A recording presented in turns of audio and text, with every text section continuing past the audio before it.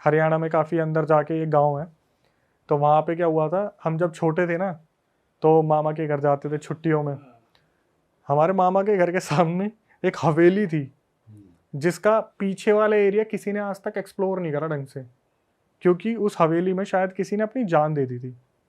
और हुआ क्या था, जब हम गए थे ना, जब जाते थे तो हम ऐसे सोते थे जैसे सारा परिवार नीचे सो रहा है। तो नानी थी, मामा जी थे, वो मूंगफली लेके आते थे और वो होती थी गज्जक होती थी। तो नानी जी से पूछते थे कि नानी जी कुछ बताओ, ऐसा वैसा इस गांव में कुछ है, तो वो मल्टीपल स्टोरीज सुनाते हैं। तो क्या हुआ, उस रात बहुत तगड़ी बारिश आई, कड़कड़ाने वाली बारिश आई। और बारिश के साथ क्या हुआ, जो पानी था ना वो धीरे धीरे कमरे में आने लगा। तो हमें बोल दिया गया कि तुम ऊपर वाले मामा जी के पास सो जाओ।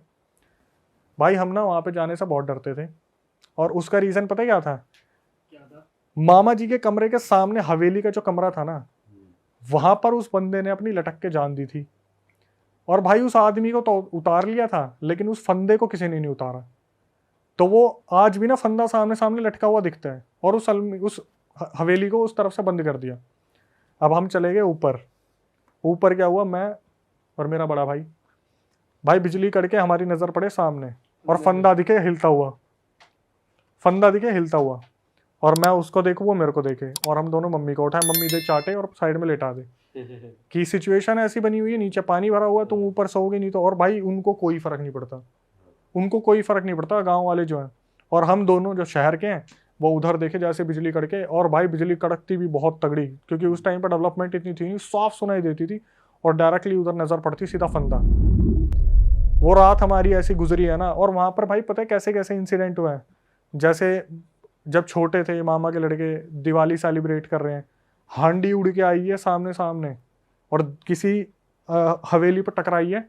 वहां पे एकदम से खुला है, वहां पे नाम गूंजने की आवाज आई है, जैसे किसी ने कोई काला टोटका छोड़ रखा है। हांडी उड़ती आपने भी सुनी होगी, काफी इंसिडेंट में आती है कि हांडी छोड़ रखी है नाम की। वो उनके सामने हुए हैं। कहीं पे एक जगह है जहां पर किसी बच्ची को करंट लगा है, वहां नहीं जाता कोई, वहां पर आज भी वो बच्ची बैठी हुई दिखती है लोगों को। वो तो भाई बड़ी गजब जगह है, मैं तो गया ही नहीं, कम से कम 6-7 साल हो गए मैं नहीं गया वहां पे। फांसी का फंदा वो है अभी भी वहां पे टंगा हुआ है वो, उसे किसी ने उतारा ही नहीं है। नेक्स्ट लेवल चल रही है इंडिया में चीज़ें। ये तो यार पुरानी चीजें हैं, वो पुरानी चीज अपनी जगह से नहीं हटेंगी तो यही होगा। भाई और कौन सी स्टोरी है अपने पास? फोर्थ स्टोरी एक बताता हूँ मैं, ये रियल है, सामने से कंफर्म कर ली मैंने। ये मैं विजिट करके आया था वहाँ पे। अच्छा, इतने टाइम पहले की बात है? ये होगी 1-2 साल पहले की बात है। और मैंने यहाँ एक पॉडकास्ट में यहाँ पे बोली भी थी कि वो रील भी काफ़ी वायरल हुई थी जहाँ पर डिस्चार्ज पिलाकर वशीकरण करा था हस्बैंड को। अभी रिसेंटली मैं उस लोकेशन पे गया था, तो वहाँ पर मेरे नून में रहते थे कोई। तो जब मेरे को इस बारे में बताया था कि उस फैमिली में ऐसा ऐसा हो रहा, तो उस फैमिली का पूरा मैंने जाना, किसी न किसी से परमिशन ली कि मैं बता सकता हूँ। तो उन्होंने बोला लोकेशन वगैरह मत बताना, नाम वगैरह मत बताना, बाकी आप बता सकते हो। एक फैमिली थी, मम्मी पापा, 2 लड़कियां और उनका एक लड़का। लड़का सबसे बड़ा था, उससे फिर छोटी आती थी, फिर दूसरी छोटी आती थी, 2 लड़कियां थी। जो माता जी थी और पिताजी थे बहुत मेहनती थे। पिताजी पूरी रात रात भर काम किया करते थे फैब्रिक वगैरह में, मतलब उसी फील्ड में थे, फैब्रिक में। गौ इंसान, और अपनी तरफ से उन्होंने अपने बच्चों की परवरिश में कोई कमी नहीं छोड़ी थी। हुआ क्या, जब सबसे बड़े लड़के की शादी करा दी गई, इनके घर में वो औरत आ गई। भाई क्या हुआ, जो इंसान अपनी बहनों से बहुत ज़्यादा प्यार करता था या अपनी फैमिली से बहुत ज़्यादा प्यार करता था ना, वो ऐसा हो गया कि 1 महीने के अंदर अंदर उसने अपने बाप पे हाथ उठाने शुरू कर दिए। और मैंने ये सारी चीज़ें सामने सामने देखी है, सुनी है, मैंने एक एक चीज़ कंफर्म की है। अपने पिताजी पे हाथ उठाता था, और घर में ना सब परेशान रहते थे कि ये अचानक से घर में इतने चेंजेस कैसे आ रहे हैं। तो जो लड़के की लुगाई थी, वाइफ थी, वो बोलती थी कि हमें इतना हिस्सा चाहिए, प्रॉपर्टी का इतना हिस्सा चाहिए। मतलब ये समझ लो कि जो वाइफ आई थी उसके बाद घर में चेंजेस आने स्टार्ट हो गए थे। हुआ क्या, इनने डिसीजन लिया कि यार एक काम करते हैं, काफ़ी बड़ा घर है, बीच में एक दीवार खिंचवा देते हैं, उस साइड वो रह लेंगे और बाकी बच्चों के साथ ये रह लेंगे। थोड़े टाइम बाद जो बीच वाली बहन थी उसकी शादी हो गई, वो अपने घर चली गई।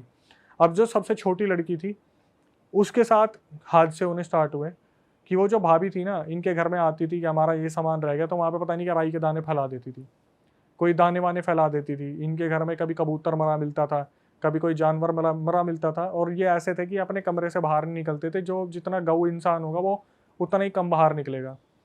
पिताजी थे वो एक टाइम पे आके बुजुर्ग हो गए, उन्होंने कामकाज छोड़ दिया, उन्हें उस्ताद जी कहा जाता था, फैब्रिक में वो थे। तो धीरे धीरे क्या हुआ, इनकी जो मम्मी थी भाई, उनकी जो मम्मी थी ना, उनकी हालत बद से बदतर होने लगी।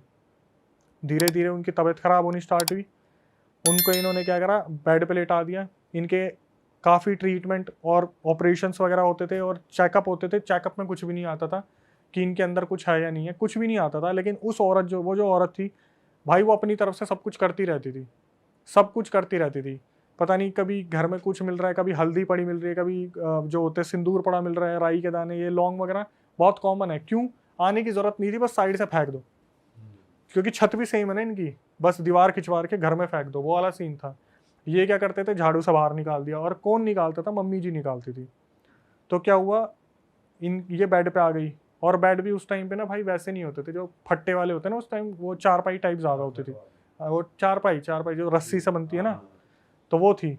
तो क्या हुआ, इनकी मम्मी क्या करती थी, थोड़ा बहुत काम करा, थक गई, अपने चारपाई पे लेट गई।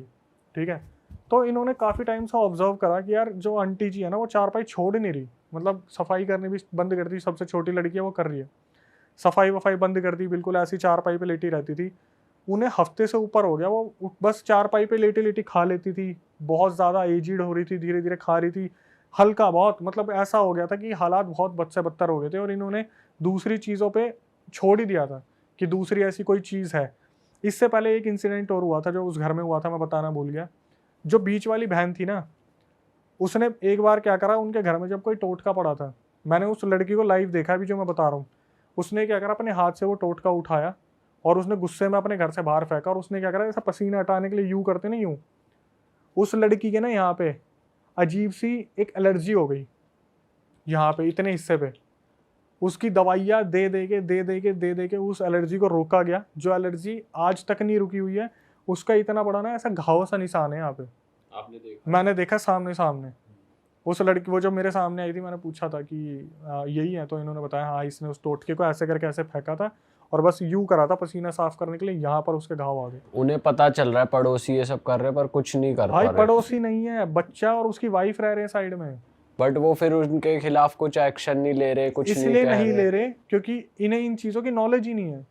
इन्हें बस ये इन्हें पता लग रहा है गलती से गिर गया या ऐसा यार कुछ। मैं बताऊं, जैसे कोई शरीफ इंसान होगा ना, उसके साथ ये हो भी रहा होगा, तो मैं बहुत सारे रियल इंसिडेंट आते हैं उसमें, पता है क्या बोलते हैं, भगवान के भरोसे छोड़ दो, भगवान अपने आप देख लेगा। ठीक है, तो वहाँ पे मान्यता भी है बहुत सारे मंदिरों की, और बहुत बड़े बड़े हनुमान मंदिर है वहाँ, बस लोकेशन नहीं बता सकता मैं। तो उस लड़की ने ऐसे करा, उसका पूरा मुंह यहाँ से इतना हिस्सा उसका खराब हो गया।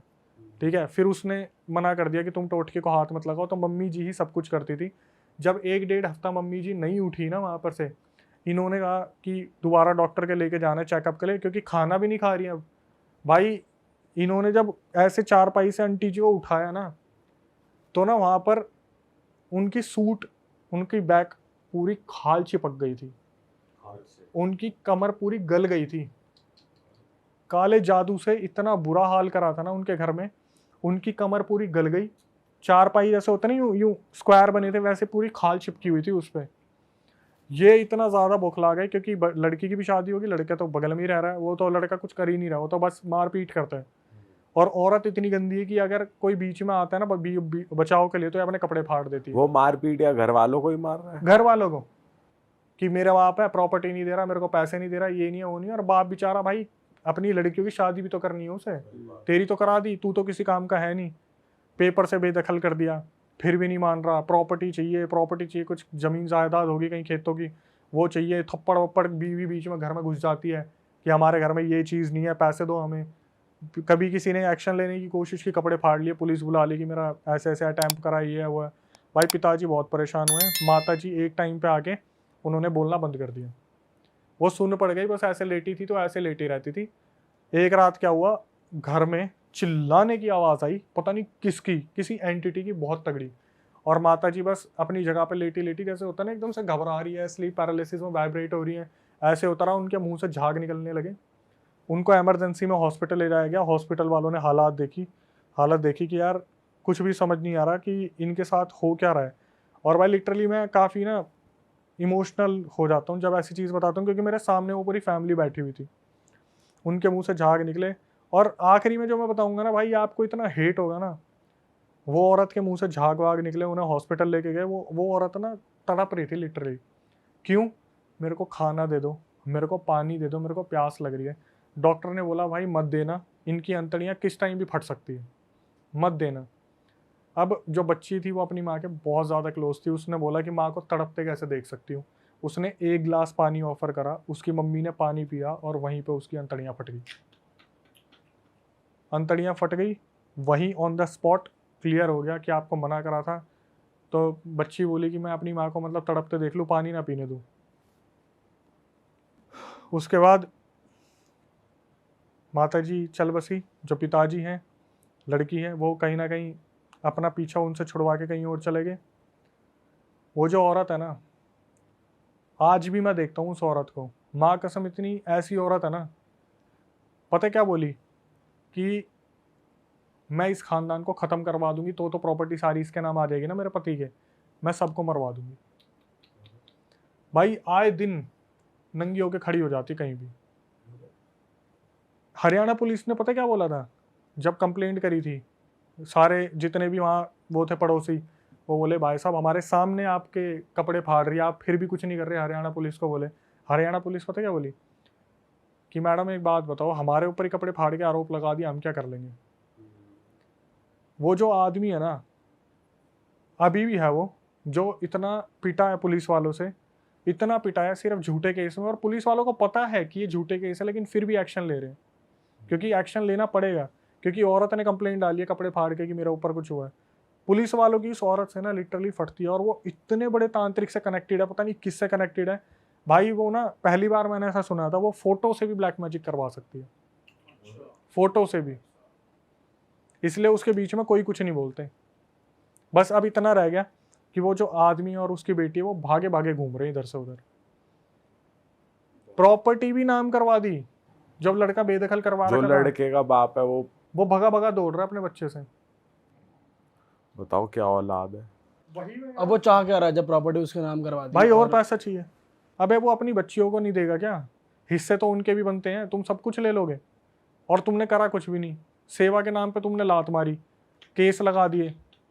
अभी तक वो लोग ना ऐसे डर में जीते हैं। जब मैं बोलता हूँ ना कि कोई हेल्प चाहिए, कुछ नहीं चाहिए, नहीं नहीं बेटा तू बीच में मत आ। भाई ये तो अलग ही चीज है यार, क्या ही औलाद है भाई हाँ हाँ हाँ, लास्ट फाइनली अब मुझे याद आया, जो वो रील वायरल हुई थी वो क्या थी कि जब इन्होंने, जो पापा जी थे और उनकी लड़की ने पता करवाया कि एक्चुअली में हमारा लड़का ऐसा क्यों कर रहा है, चलो ये तो दूसरे ब्लड लाइन की है, हमारा लड़का ऐसा क्यों कर रहा है, तब वो जो वहाँ पर बैठे तांत्रिक थे उन्होंने बताया कि आपके लड़के को पहले दिन ही इसने अपना वाइट डिस्चार्ज पानी में मिला के पिला दिया था। जो याद है फर्स्ट सेकंड पॉडकास्ट में मैंने बताया था, मैंने ऐसा काला जादू देखा जहाँ पे वाइट डिस्चार्ज पिला के अपने कंट्रोल में कर रखा है। उस लड़के को कुछ नहीं पता, उस लड़के को बस इतना पता है मेरी बीवी जो बोलेगी मुझे वो करना। उसने बोला ना अपने पापा को मार, वो उसके लिए पापा नहीं है। जैसे अभी हम शैतान वशीकरण की बात कर रहे थे ना, कि जो वो बोलता था मैडी माधवन, वही वो लड़की करती थी। टाइम लगा उस लड़के को, मैंने बोला ना 1 महीने बाद सब कुछ हुआ था। 1 महीने बाद वो औरत जो बोलती थी उसका पति वही करता था। और आज भी भाई मैं बता रहा हूँ, मैं गया था जब इनकी प्रॉपर्टी डिस्प्यूट हो रहा था, तहसील जो होती है जगह पे, मैं कह रहा हूँ वो औरत पता कैसी है, डमरू सी है वो। और आते ही पता क्या करेगी भाई, पूरी मर्द जात की ना फटती है उससे वहां पे, कि अगर वो चिल्लाना शुरू करेगी, वहां के जो वो होंगे ना सरपंच वगैरह भी, वो भी बोल देंगे भाई इससे दूर रहो, ज्यादा अच्छा है। ये एक ऐसी औरत है ना जो घर परिवार बर्बाद कर दे। उसने एक लड़की को ना, मैं बता रहा हूँ, एक लड़की पता नहीं कुछ कर दिया था, उसकी भी कुछ बच्ची थी उस औरत की, उस बच्ची से कोई छेड़छाड़ कर दी थी। भाई आप बिलीव नहीं करोगे उस लड़की के ऊपर क्या काला जादू करा उसने।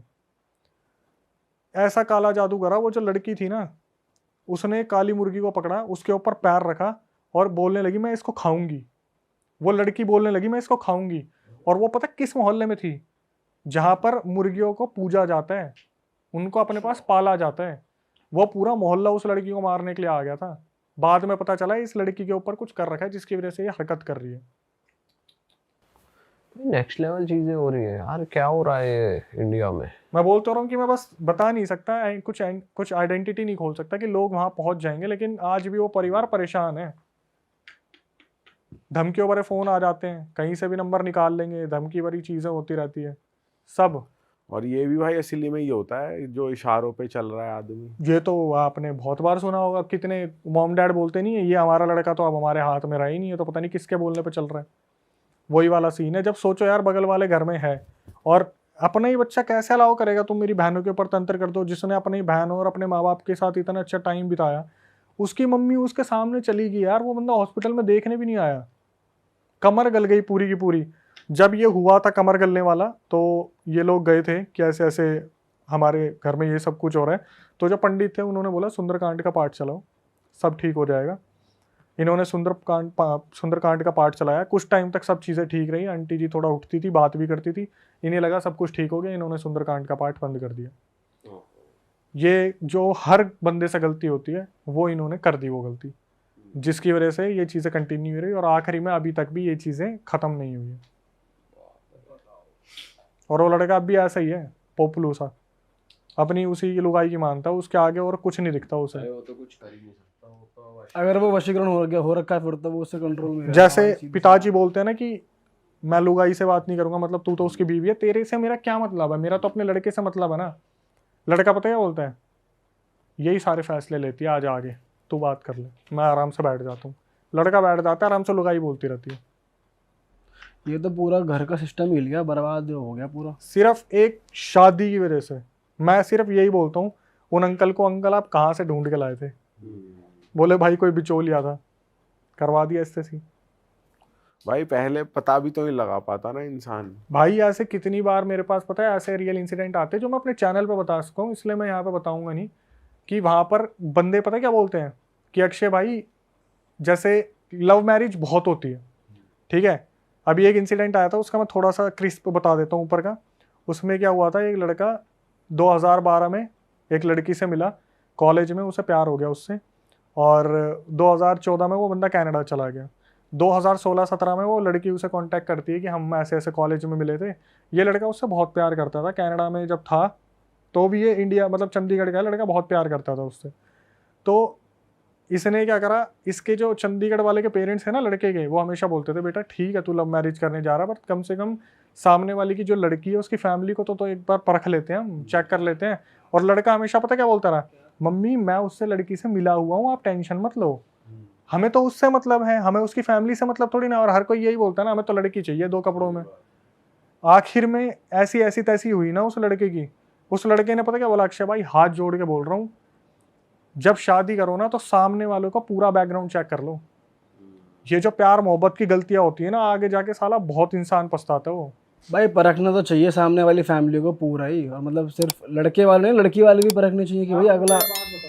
किसी का भी एग्जाम्पल ले लो, आप XYZ यहाँ सारे हम भाई बैठे हैं, आप किसी लड़की को पसंद करते हो, आपने उसको कमिटमेंट दे रखा है, उसने आपको कमिटमेंट दे रखा है, आपको तो मतलब उससे होगा ना। आप ये थोड़ी ना बोलो बार बार बोलोगे तेरी फैमिली में कौन क्या क्या करता है, कितने टाइम से क्या क्या कर रहा है, आप एक बार पूछ लोगे, 2 बार पूछ लोगे।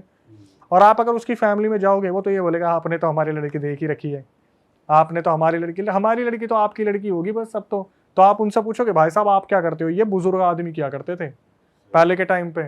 भाई पहले तो पूरी जांच। बट ये तो अब भी होता है, घर वाले तो पूछते ही हैं कि सामने वाला क्या करता है, मतलब थोड़ी अरेंज में लव में नहीं होता ये आजकल, लव में तो सीधा भाई लड़की से मतलब है, कर लो। लड़का लड़की आपस में पूछते हैं, फैमिली वाले भाई साहब और खाओगे, अबे तेरे को पहली मीटिंग में ही खिला दिया। अभी हाँ गुड़गांव का किस्सा आया एक, भाई moving on to the next. Yes, horror incident. हाँ भाई मजा दिला दो थोड़ा। ये भी काफ़ी पुराना इंसिडेंट है, जब मैंने चैनल स्टार्ट करा था तब मेरे पास आया था, बताने वाला अब तो कांटेक्ट में नहीं है।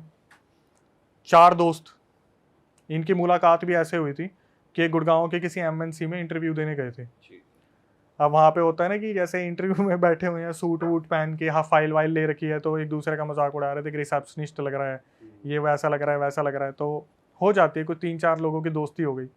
तो इनकी भी चारों की दोस्ती हो गई आपस में उसी कंपनी में इंटरव्यू देते हुए। और हुआ क्या जब ये बातचीत कर रहे थे तो होते ना कि कॉन्टैक्ट नंबर चेंज हो जाते हैं, तो इनके कॉन्टैक्ट नंबर चेंज हो गए। बाहर निकलने के बाद फिर भाई तेरा इंटरव्यू हो गया, तू सिलेक्ट हुआ? नहीं हुआ भाई, मैं भी नहीं हुआ, चल टपरी पे सिगरेट पीते हैं, मिलते हैं, ये वो करते करते ये 1-2 मोहल्ले में थे आसपास, इनकी बातचीत होगी और ये बहुत अच्छे दोस्त बन गए। 2018 के एंड आते आते जो सर्दियों का टाइम आ जाता है, तब तक ये इनकी जॉब भी लग गई, सब चारों सेटल्ड हो गए, बढ़िया अच्छी अच्छी नौकरी लग गई। किसी की सैलरी ज़्यादा थी, किसी की कम थी, लेकिन एक लड़का था जो उम्र में सबसे बड़ा था, उसकी एक गर्लफ्रेंड थी, उससे जो छोटे वाला था उसका जस्ट अभी ब्रेकअप हुआ था, और उससे नीचे जो होते हैं ना दो खिलखिलाने वाले दोस्त और हर किसी का मजाक बनाने वाले दोस्त, तो 4 जनों की जोड़ी थी। सबसे पहला जिसकी गर्लफ्रेंड थी, दूसरे का ब्रेकअप हुआ था, और ये 2 थे। काफ़ी टाइम से जैसे हर बंदा प्लान बनाता है घूमने जाएंगे, पर कभी घूम नहीं पाते। इनके भी यही प्लान बनते थे कि भाई सैटरडे संडे कहीं चलते हैं। कभी उसकी गर्लफ्रेंड मना कर देती थी, कभी जो ब्रेकअप में होता था वो मना कर देता था, कभी 2 दोस्त अपने घर चले जाते थे, बाहर से थे या अदर स्टेट के थे और गुड़गांव में रह रहे थे। एक दिन फाइनली 2018 में इनका प्लान बनता है कि भाई दूर तो नहीं जा सकते, लेकिन गुड़गांव का सोना वाला जो एरिया पहाड़ी वाला, वहाँ से अरावली हिल्स घूमते घूमते हम अपना पूरा मस्त नाइट लाइफ एंजॉय करते हुए अपने संडे वापस आ जाएंगे। पूरा नाइट आउट करेंगे, ढाबे पे खाना खाएंगे, रेस्टोरेंट नहीं जाना बिल्कुल भी, सब देसी करेंगे, क्योंकि MNC में खाना खा खा के मील खा खा के बोर हो गए थे। अब इन्होंने बताया कि एक लड़का था जिसने मुझे बताया, बाकी मेरे को किसी का नहीं पता। सबसे छोटा वाला था जिस लड़के ने मुझे बताया कि अक्षय भाई मैं आपको शुरू से बताता हूँ, बोला कि जब हमने प्लान बनाया था ना, तो सबसे बड़े वाले जो भैया थे उनके गर्लफ्रेंड थी और उन्हीं के पास गाड़ी थी। तो उनकी गर्लफ्रेंड हमेशा प्यार तो करते थे आपस में, लेकिन गर्लफ्रेंड चिढ़ती थी कि यार मेरा टाइम होता है सैटरडे संडे, घूमने चले जाएंगे अब। तो जब ये लोग वहाँ पहुँचे तो गर्लफ्रेंड ने काफ़ी आनाकानी की, तो होता है ना कि भाभी हमारे साथ है, आज का दिन तो हमें दे दो। तो ये करकुरा के वहाँ से निकल गए गाड़ी में। जब ये गाड़ी में निकले, इन्होंने आपस में मजाक मस्ती कर रहे थे। वो 2 छोटे वाले थे पीछे बैठे थे, लेफ्ट में वो बैठा हुआ था जिसका ब्रेकअप हुआ था, राइट में अपनी गर्लफ्रेंड वाला। तो बार बार गर्लफ्रेंड के फ़ोन आ रहे थे कि कहाँ पहुँचे। तो पीछे वाले मज़े ले रहे थे, भाभी अब तो छोड़ दो, एक दिन की बात है, कल सुबह आ जाएंगे, कल शाम तक आ जाएंगे, ऐसे ऐसा बातचीत इनकी चल रही थी। धीरे धीरे निकलते हैं गुड़गांव की रोड पे, 2-4 बियर लगाते हैं। तो एक टाइम ऐसा आता है, जो ब्रेकअप हो रखा था ना, वो बंदा काफ़ी सीरियस बैठा था, मे भी शायद वो अपने पीने के बाद गम में पहुंच गया, पुरानी लाइफ में गर्लफ्रेंड वाली मेमोरीज। पीछे वाले मज़े ले रहे थे कि देख देख फिर सो गया। तो गर्लफ्रेंड की बातें चल रही थी उन दोनों की कि MNCs में नई नई गर्लफ्रेंड मतलब लड़कियां आई हैं, इंटरव्यू चल रहा है, ऐसे करेंगे वैसे करेंगे, और जो बता रहा है वही ये सारी हरकतें कर रहा था। तो मैंने बोला फिर आगे क्या हुआ?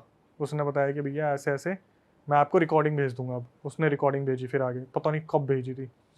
उसने बताया कि अक्षय भैया हमारा प्लान बना और हम सब गुड़गांव सोना की तरफ निकल गए। तो इनकी आपस में कुछ भैंसाबासी हुई थी कि ये लड़की की बात कर रहे थे, तो आगे ब्रेकअप वाला बंदा बोला सालो तुम्हारा कटेगा ना उस दिन, तुम्हारे समझ में आएगा, ये सब कुछ नहीं होता, इसका भी कटेगा, जिसकी गर्लफ्रेंड है ना इसका भी कटेगा। आपस में मजाक मस्ती कर रहे थे। तो जो ये आपस में मजाक मस्ती कर रहे थे, गाड़ी वाला गाड़ी चला रहा था, जो लेफ्ट हैंड साइड में बैठा था ना बंदा, जो सीरियस था, जिसका ब्रेकअप हुआ था, वो इस चीज़ को ऑब्जर्व करते हैं कि पिछले 1-1.5 घंटे से ना ही कोई टपड़ी आई है चाय वाली, ना कोई ढाबा आया है, ना ही कोई रेस्टोरेंट आया है, बस गाड़ी चले जा रही है, सुनसान रोड है बिल्कुल। वो रास्ता भी ऐसा ही है भाई, वो गुड़गांव का ऐसा एरिया, पहाड़ी चढ़ गया आप, नीचे बस खाई सा दिख रहा है। तो उसने ऑब्जर्व करा कि काफी टाइम हो गया कुछ भी नहीं आ रहा, लेफ्ट साइड में कुछ नहीं है, मतलब कोई दुकान वुकान कुछ भी नहीं। तो हाँ, तो फार्म हाउस है सारे एक तरीके से, एक लाइन से ये इनके आगे पीछे कुछ नहीं था, जैसे ये टाइम लूप में फंस गए थे और एक ही रोड पर घूमे जा रहे थे। अच्छा। तो इसने ब्रेकअप वाले ने, जिसका हुआ था, उसने अपने उसको बोला, गर्लफ्रेंड वाले को, कि मयंक नाम था उसका, कि मयंक भाई आपने काफ़ी टाइम से ऑब्जर्व करा है कि हम ना, क्योंकि यही देख रहा था, बाकी मस्ती चल रही है, उसमें एक पीछे बैठा था, उसको अस्थमा था, तो वो अपने फुसफुस मार रहा था टाइम टू टाइम। इसने बोला कि आपने काफ़ी टाइम से ऑब्जर्व करा कि कोई भी चीज़ आ नहीं रही, जबकि हमारा प्लान था कि रात को हम ढाबे पे खाना खाएंगे, काफ़ी टाइम हो भी गया, हमने ड्रिंक भी कर रखी है, लेकिन कोई ढाबा वाबा नहीं आ रहा। तो मयंक ने इस चीज़ को ऑब्जर्व करा। मयंक ने देखा यार ये बात तो बिल्कुल सही बोल रहा है, मैंने देखा नहीं इस चीज़ को, मैं डेस्टिनेशन भी देख रहा हूँ, और उस टाइम पर मैप वैप ये फॉलो नहीं कर रहे थे, क्योंकि गुड़गांव में ही काम करते थे, तो इतना ज़्यादा लोकेशन का इशू नहीं था।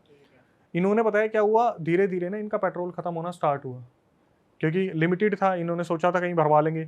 धीरे धीरे गाड़ी चलती एक टाइम पे ऐसा आया, इनका पेट्रोल, बैटरी, गाड़ी सब बुझ गई। वो जाके गाड़ी रुकी सीधा एक पेड़ के नीचे, ठीक है, काफ़ी बड़ा पेड़ था। और हुआ क्या, जो मयंक था वो सबसे बड़ा था, रिस्पॉन्सिबिलिटी भी उसी की थी। अब ये पेड़ के नीचे गाड़ी में बैठे हुए हैं, दिमाग में ये भी लग रहा है, डर भी लग रहा है कि हम कहाँ हैं, एक दूसरे को मोटिवेट भी करे कि क्यों टेंशन ले रहा है तो सारे साथ में ही। तो जो बताने वाला है वो पीछे बैठे हुए थे, उसने बोला कि भाई जो साइड में बैठा था बंदा जिसको अस्थमा आता था, उसको ना डॉक्टर ने बोल रखा था आप ज़्यादा स्ट्रेस मत लेना तभी अटैक आएगा। और ये जब भी सुनता था ना ऐसा कुछ, ये भाई इसको अटैक आ जाते थे। एक टाइम ऐसा हो गया था जब बार बार फुसफुस मारने से ना कभी कभी बेहोशी वाली हालत में आ जाता था। ठीक है, अब आगे जो 2 बंदे बैठे थे उसमें जिसका ब्रेकअप हुआ था वो देखते हैं तो भाई लाइट बैटरी वगैरह सब बंद पड़ा हुआ है, बिल्कुल अंधेरा है, मोबाइल में नेटवर्क नहीं है उस जगह पे। ठीक है, बिल्कुल ऐसी जगह आ गए जहाँ पर ना ही आसपास कुछ दिख रहा है, सारी लाइट्स बंद पड़ी हुई है। तो इनमें से जो सबसे बड़ा वाला बंदा होता है मयंक, जिसकी गर्लफ्रेंड है, वो बोलता है कि मेरे को दूर थोड़ी सी लाइट दिख रही है, मैं जाता हूँ, वो पक्का कोई ढाबा होगा वहाँ से हेल्प लेके आता हूँ। इसने बताया कि अक्षय भाई बिल्कुल छोटा सा बल्ब होता है ना, ऐसा दूर कुछ दिख रहा था, जैसे आप मनाली जाओगे तो या मसूरी देहरादून जाओगे तो बिल्कुल दूसरी पहाड़ी पे लाइटें दिखती है। तो जो मयंक था सबसे बड़ा, वो बोलता है देखो हो तुम सबसे छोटे और अगर यहाँ पे कुछ भी होगा तो मेरे ऊपर ही नाम आएगा। बोला कि मैं जाता हूँ, कोई दिक्कत नहीं है, तुम लोग अंदर लॉक करके बैठो, मैं जब आऊँगा ना तो गेट ऐसे मत खोलना, टक टक मैं 3 बार गेट बजाऊंगा, 3 बार जब गेट बजाऊंगा तुम समझ जाना मैं आ गया। अगर कोई लूटने वाला भी होगा वो नहीं जानता कि हमारी अंदर ये बात हुई है 3 बार गेट बजाने वाली। ठीक है, ये उतरा और ये इन्हीं के सामने जाता जाता अंधेरे में गायब हो गया। इसके बाद क्या हुआ, ये जब गाड़ी में बैठे हुए थे वो बेचारा वो अस्थमा वाला बहुत ज़्यादा परेशान हो गया क्योंकि शीशे खुल नहीं रहे थे, गाड़ी बंद पड़ी थी और बहुत ज़्यादा ऐसा माहौल हो गया, गर्मी हो रही है, ओवर हीट हो रही है, बाहर ठंड है लेकिन अंदर बिल्कुल, क्योंकि ऑक्सीजन ऐसा हो जाता है ना 1-2 घंटे में घुटन सी हो जाती है। बहुत ज़्यादा हो जाती है भाई, शीशे खोल नहीं सकते, डर लग रहा है पूरी तरीके से। तो क्या हुआ, इसने बताया जिसको जो साइड में बैठा था भाई उसको लगातार अस्थमा अटैक आ रहे थे और हम बहुत ज़्यादा डर रहे थे कि गाड़ी में यार प्लीज इसको कुछ ना हो आसपास जाए। कोई गाड़ी भी नहीं निकल रही थी उस रोड पे। पूरा साइलेंट, साले ऐसी कौन सी रोड पे पहुंच रोड गए? पे नहीं भाई, एक सिचुएशन में स्टक हो गए थे। और ये केसेस मेरे पास बहुत आते हैं जहाँ पर बताते हैं बंदी कि हम बाइक से जा रहे थे और एक ही गाँव में फंस गए हम। तो इन्होंने बताया कि वो गया और उसके बाद उसका आधे घंटे तक कोई अता पता नहीं है और ये बिल्कुल गाड़ी में घुट रहे हैं, कोई इनको ऐसा नहीं लग रहा कि बाहर जाने की संभावना नज़र आ रही है, बहुत ज़्यादा अंदर फॉग मतलब होता है ना, वो पूरा शीशा कवर हो जाता है अंदर की भाप से, ऐसा हो गया, समझ में नहीं आ रहा कुछ भी।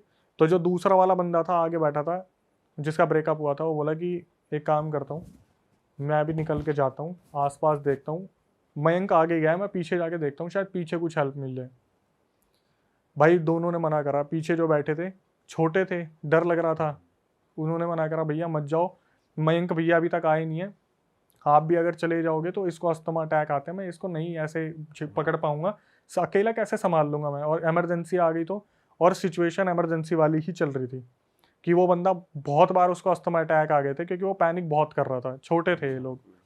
तो इसने बताया कि अक्षय भाई हमने खूब मना करा, वो बंदा नहीं माना और उतर के वो जो ब्रेकअप वाला बंदा था उसका नाम पता नहीं अमन था क्या था, वो भी चला गया, वो पीछे की साइड गया।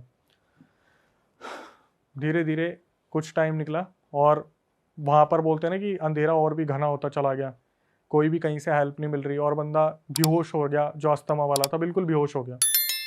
बड़ी मुश्किल से इसे जगाया, होश में आ होश में आ, बहुत अगर तू ऐसे ही रहा इतना पैनिक मत कर, हम है तो हाईवे पे ही, आ जाएंगे भैया, एक आगे गए हैं एक पीछे गए हैं, किसी को तो कोई ना कोई मिलेगा। इतने में क्या हुआ, इनके राइट हैंड साइड में ना आवाज़ आती है ठक ठक ठक।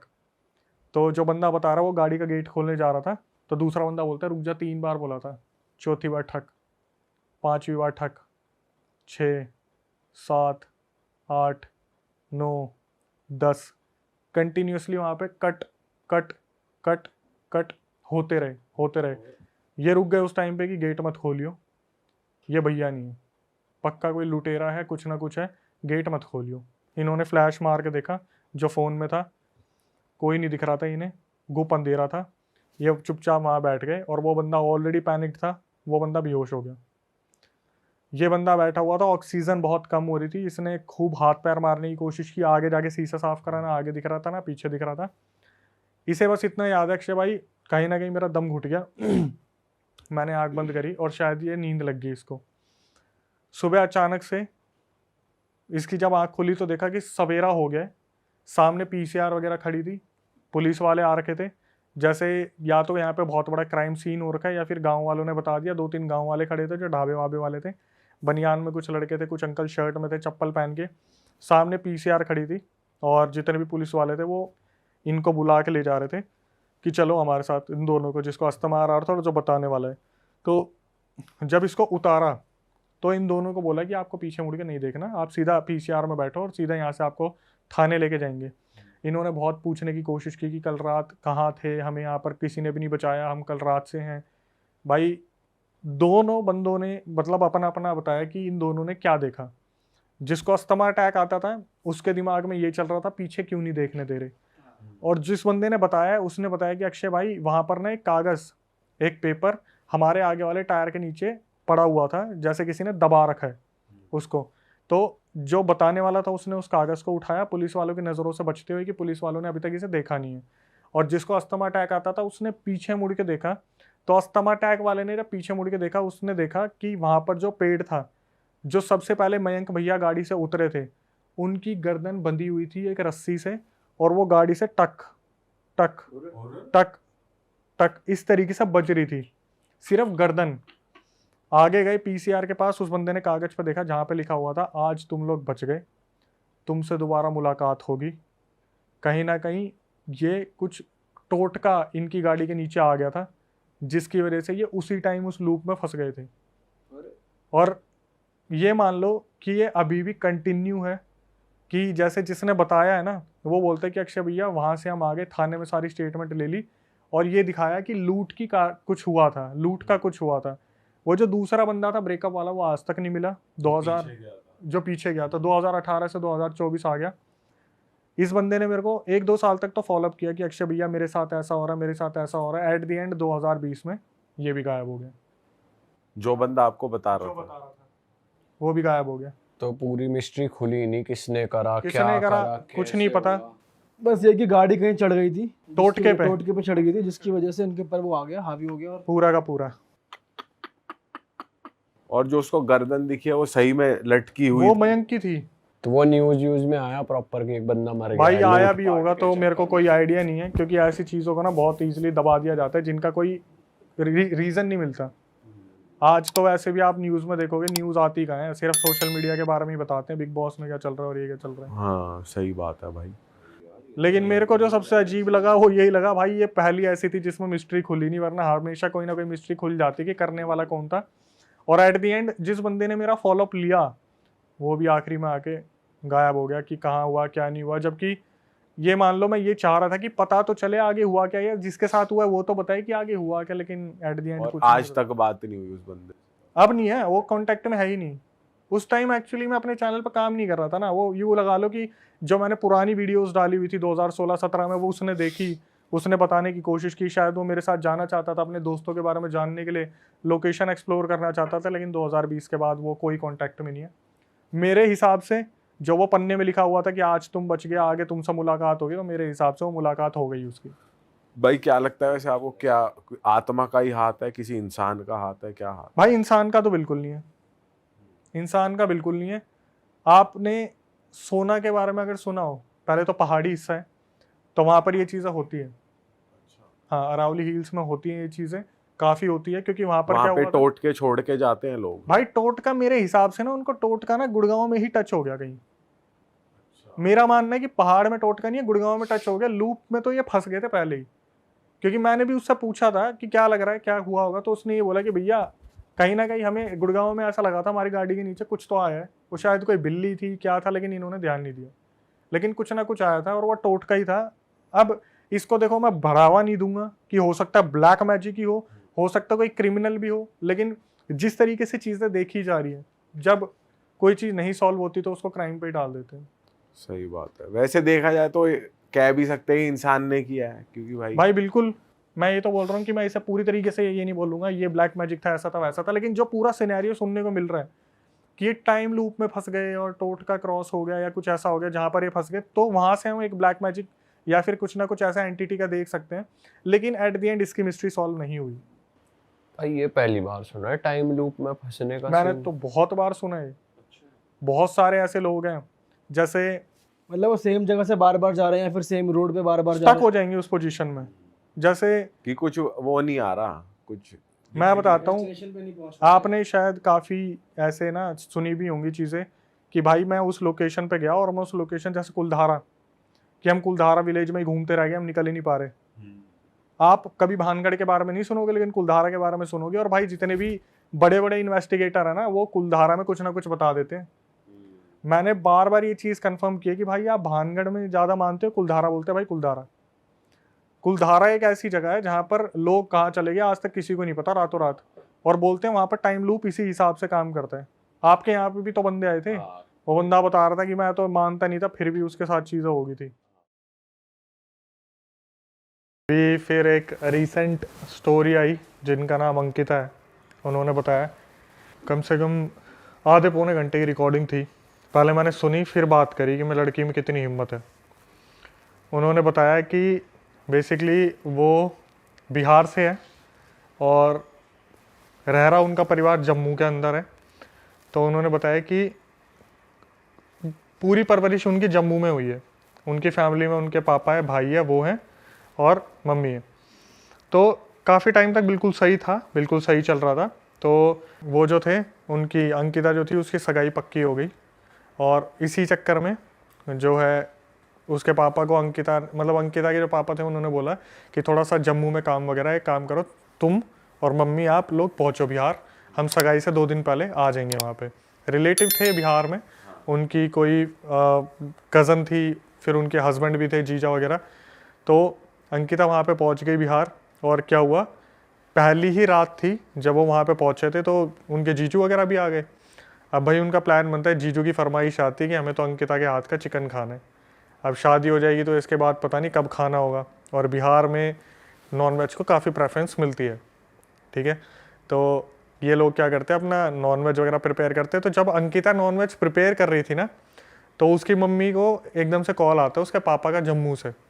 वो क्या करती है, बात करती करती अपने पीछे वाले गेट से, उनके पीछे एक बगीचा था, वहाँ बहुत बड़ा गड्ढा था, वहाँ पे बात करते करते निकल जाती है। तो ये खाना वाना कर लेती है सब कुछ। और जब ये उनके जीजू वगैरह के सामने खाना सर्व करती है, इतने में उसकी जो मम्मी है वो फ़ोन पे बात करती करती अंदर भी आ जाती है। तो खाना खाने के बाद नॉर्मली कन्वर्सेशन चल रही थी, तो खाना वाना उनका जीजू वगैरह का डन हो जाता है। टाइम हो रहे थे रात के 10:30 पौने 11 हो रहे थे। तो सारे बर्तन वर्तन रखते हैं वो, चलो भाई धोने की बारी आ गई। और जीजू वगैरह बोलते हैं कि चलो अब हम जाते हैं। तो जीजू को उन्होंने ऊपर वाले रूम में स्टे करवा रखा था उस दिन की, कहाँ जाओगे, आज यहीं रुक जाओ। अब क्या हुआ, इतने में सारे बर्तन धो दिए। तो अंकिता अपनी मम्मी को बोलती है कि चलो मम्मी खाना खाते हैं। तो अंकिता की मम्मी बोलती है कि बेटा ऐसा है, मेरे को तो भूख लग नहीं रही, तू खा ले। और काफ़ी परेशान, जैसे जम्मू में कुछ बहुत तगड़ा हुआ है जो उसे बताया है। तो अंकिता ने रिकॉर्डिंग में बोला मुझे कि अक्षय सर आप बिलीव नहीं करोगे, मेरी मम्मी ने कुछ खाया ही नहीं था सुबह से। और जो एजिड फीमेल होती है उनको भूख लगती है। रात के 11 बज गए थे, बोलते बोलते कि मम्मी खा लो, मम्मी खा लो। वो बार बार इग्नोर कर रही है, नहीं मुझे अभी नहीं खाना, मुझे अभी नहीं खाना, ठीक है। तो अंकिता ने क्या करा, खाना खा लिया अपनी मम्मी के बिना। और थोड़ी देर में उनके फियोंसे का फ़ोन आ गया। तो वो अपने फ़ोन पे बात ही कर रही थी। तो ये अपनी मम्मी की तरफ देखती है, तो इसकी मम्मी क्या कर रही थी, अपने एक हाथ पे, दूसरे हाथ से अपने हाथ पे यूं नाखून मार रही थी ऐसे। तो इसको थोड़ा सा अजीब लगा कि ऐसी क्या बेचैनी हो रही है। तो ये अपनी मम्मी को बोली कि मम्मी क्या हो गया, आप मुझे बताओगे। तो बोली कुछ नहीं हुआ ना, तू एक काम कर, सो जा, अभी मेरे को परेशान मत कर। और धीरे धीरे उनका रवैया जो है वो चेंज होता जा रहा है, धीरे धीरे अचानक से ऐसा हो रहा है। तो जब उन्होंने देखा ना 11:30 बज गए, पौने 12 हो रहे हैं, अभी तक खाना नहीं खाया, तो उसने बोला कि मम्मी अब ऐसे नहीं चलेगा, प्लीज़ आप देखो मेरे बोलने पर ना खाना खा लो। इसकी मम्मी ने क्या कहा, एकदम से बोली कि रुक जाए 1 मिनट, पहले मैं हाथ धोया हूँ। और सीधा चलने लगी वॉशरूम की तरफ और भागकर गेट के बाहर भाग गई। अंकिता वहां पर बैठ के देखती रहेगी ये क्या हुआ एकदम से। तो अंकिता ने क्या बताया कि थोड़ा बाहर ना बारिश सा मौसम हुआ था और बारिश भी हुई थी, टिमटिमाती कुछ बूंदे गिरी होंगी। अंकिता बोली अक्षय सर मैं भागी बाहर, और जैसे गेट के बाहर भागी ना 2 बार तो मैं स्लिप हुई हूँ, गिरी वो। उसने जाके उठ के देखा तो उसकी मम्मी जो बगीचे में गड्ढा था ना, वहां पर पैर लटका के बैठी हुई है और ऐसे ऐसे हिल रही है। तो ये पीछे से आई, एकदम से अपनी मम्मी को बोला कि मम्मी मम्मी क्या हुआ आपको। इसकी मम्मी ने एक बार तो कंधा झटकाया, जैसे हाथ हटाते हैं ना, फिर इसने एकदम से पकड़ा, मम्मी क्या हुआ बताओ ना, पापा ने कुछ बोला है, कुछ बात हुई है। तो इसकी मम्मी ने जब इसकी तरफ मुड़ के देखा, मुंह पूरा सफ़ेद, आंखें दोनों काली। और ये अंकिता को एक ही बात बोल रही है, निकल जाए यहाँ से, इससे पहले मैं तेरे को जान से मार दूँ। टोन हो गए चेंज, पूरी टोन चेंज। ये बोल रही है लड़की कि सर मैं ना उस टाइम पे जमी की जमी रह गई थी, और इतनी ज़्यादा आवाज़ हो रही थी ना वहाँ पे। जो इसके जीजू और वो थी ना कज़न, वो बाहर आके देख रहे थे कि हो क्या रहा, पर किसी की हिम्मत नहीं हो रही थी कि नीचे आके इसकी मम्मी को अंदर ले आए। ये बार बार मम्मी क्या हुआ, मम्मी क्या हुआ, ये बोली कि मेरे को समझ में आ गया था तब तक कुछ ऊंच नीच हुई है यहाँ पे। इसने अपनी मम्मी को खूब उठाने की कोशिश करी, इसकी मम्मी 2 हाथ मारे, जाके पीछे पड़े। तो इसने क्या करा, अंकिता ने एकदम से नजर मारी इधर उधर, तो देखा बहुत दूर एक बहुत बड़ा पेड़ है, उसके नीचे एक छोटा सा मंदिर बना हुआ था। इसने बोला कि अक्षय सर मेरे तो दिमाग में बस एक ही बात है, दुर्गा माता, हनुमान जी प्लीज़ मेरी मम्मी को ठीक कर दो, मैं अपनी मम्मी को ऐसी हालत में देख नहीं सकती। और इसने क्या करा, अपनी मम्मी का हाथ पकड़ा, कीचड़ में रगड़ती रगड़ती रगड़ती रगड़ती अपने घर में लेके आ गई अपनी मम्मी को, और अंदर ले जाके एकदम से कमरे में बैठाया कि आप पागल वागल हो गए, क्या कर क्या रहे हो, अगर कोई दिक्कत है तो आप मुझे बताओ ना। और इसने क्या करा, भगवान का नाम लेना शुरू कर दिया। तो इसकी मम्मी अंदर जाके बैठ गई, और फिर एकदम से आँख खोली तो वो नॉर्मल थी, वो मुंह सफ़ेद, काली आँखें ठीक हो गई। तो उसकी मम्मी ने बोला कि मुझे किसी से बात नहीं करनी, मुझे अकेला छोड़ दो। और आवाज़ अलग ही निकल रही थी मुंह से, तो कुछ था, कैसी आवाज? जैसे होता ना कि फीमेल के मुंह से अजीब सी एक आवाज़ निकल रही, मर्दाना आवाज़, कि मुझे मत हाथ लगाओ, मुझे मत हाथ लगाओ, इस तरीके से, मुझे बात नहीं करनी, इस तरीके से हो रहा था। तो क्या हुआ, 12:30 बज गए, ये अपनी मम्मी को देख रही है, इसकी मम्मी क्या कर रही है, फिर वही एक्टिविटी शुरू, हाथ नोचने वाला, हाथ नोचने वाला। तो इसने बोला मम्मी मैं आपके हाथ जोड़ रही हूँ, कल सुबह तक का टाइम दे दो मेरे को, कल सुबह पापा आ जाएंगे, कुछ भी हो जाएगा, आप सो जाओ। इसकी मम्मी ने इसकी तरफ देखा, एक बार मुस्कुराई, एक स्माइल दी, मुंह इधर करा और एकदम से लेट गई। इसे लगा भाई मम्मी सो गई। इसकी रात को 3 बजे आँख खुलती है, इसकी मम्मी अपना हाथ चबा रही है, ये रिकॉर्डिंग में है कि इसकी मम्मी अपना हाथ चबा रही है। तो ये एकदम से उठती है, ये मम्मी का हाथ हटा के बोलती है कि मम्मी आप ये क्या कर रहे हो, आप ठीक तो हो। तो इसे लगता है कि बोलते हैं ना हिंदू परिवार के बच्चे हैं कि मम्मी आप एक काम करो, मेरा हाथ चबा लो।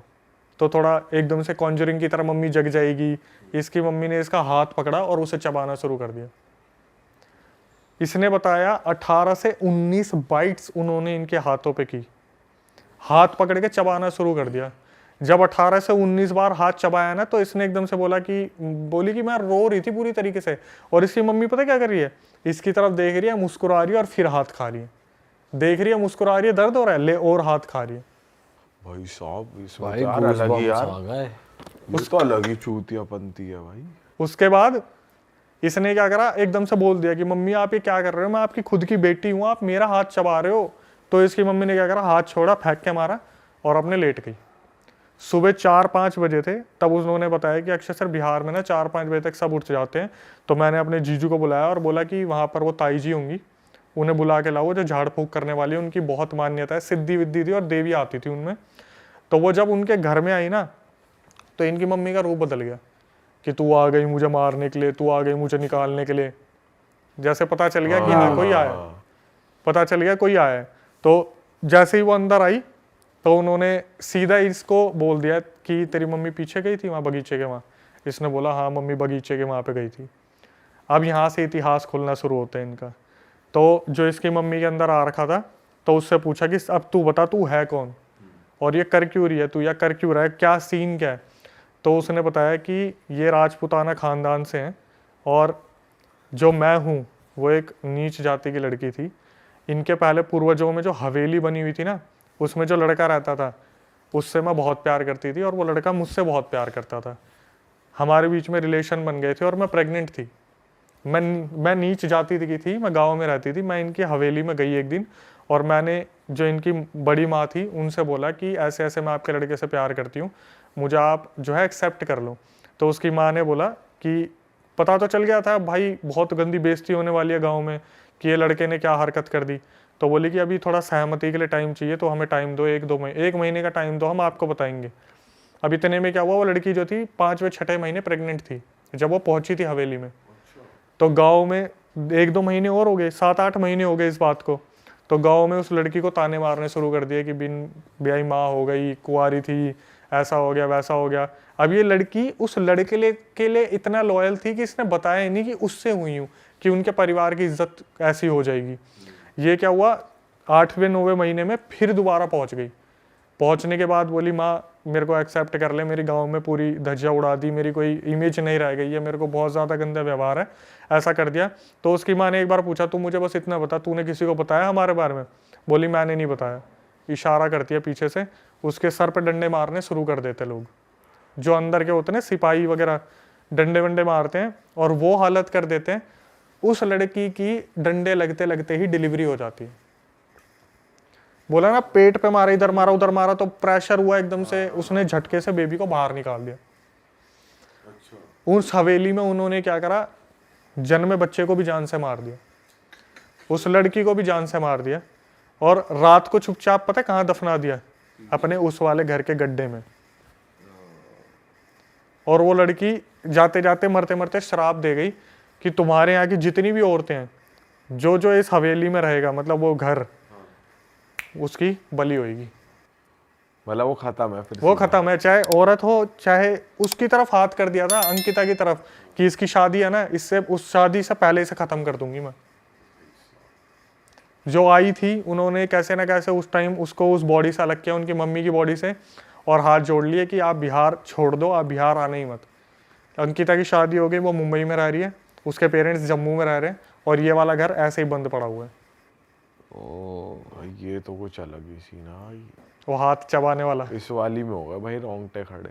भाई यार ये तो बहुत ही दर्दनाक सीन है भाई, कि और बच्चे को भी मार दिया। आपको खुद बताया भाई साहब यार क्या कर रहे हैं भाई लोग, किसी भी हद तक जा रहे हैं यार, हद होगी यार। ये तो पुराना इंसिडेंट है जो उसने बता दिया, ऐसे पता नहीं कितने अब केस उनकी होते शादी होंगे। को कितने साल हो गए? अप्रोक्सीमेटली 3-4 साल हो गए। और उन्होंने बताया भी ये चीज़ कि अक्षय सर, आज भी मेरे हस्बैंड मुझसे पूछ लेते कि ये निशान कैसे हाथ पे, आज तक वो निशान नहीं गए जो मम्मी ने काटे थे। तो जब उन्होंने बोला था कि इसकी भी शादी होने वाली होगी तो मैं इसको छोड़ूंगी नहीं, तो वो उस चीज़ का उपाय कैसे हुआ? वो जो आई थी ना फीमेल, उन्होंने वहाँ पे 2-3 घंटे तक यज्ञ किया है। बस इतना कर दिया कि इस अभी के लिए निकाल दूं, जब तक ये यहाँ से चले जाए। क्योंकि बोलते हैं ना कि रावण ने भी क्या बोला था, मुझे ये देव नहीं मार सकते, ये नहीं मार सकते, वो नहीं मार सकते थे, लेकिन रावण ने ये नहीं कहा था कि मुझे इंसान नहीं मार सकता। रावण ने इंसान को इतना ये सोचा कि इंसान मुझे क्या ही मारेगा, तो राम के नाम पर जो जन्म हुआ था राम भगवान के, कि इंसान के रूप में रावण ने भी एक छोड़ दिया था। तो इसमें उसने क्या कहा था कि इस हवेली में जो रहेगा, जैसे भूल भुलैया में आपने देखा है, हवेली में आओगे तो वो वाला था कि हवेली छोड़ दी, भाग गए तो बच गए। हाँ, आओ कभी हवेली पे।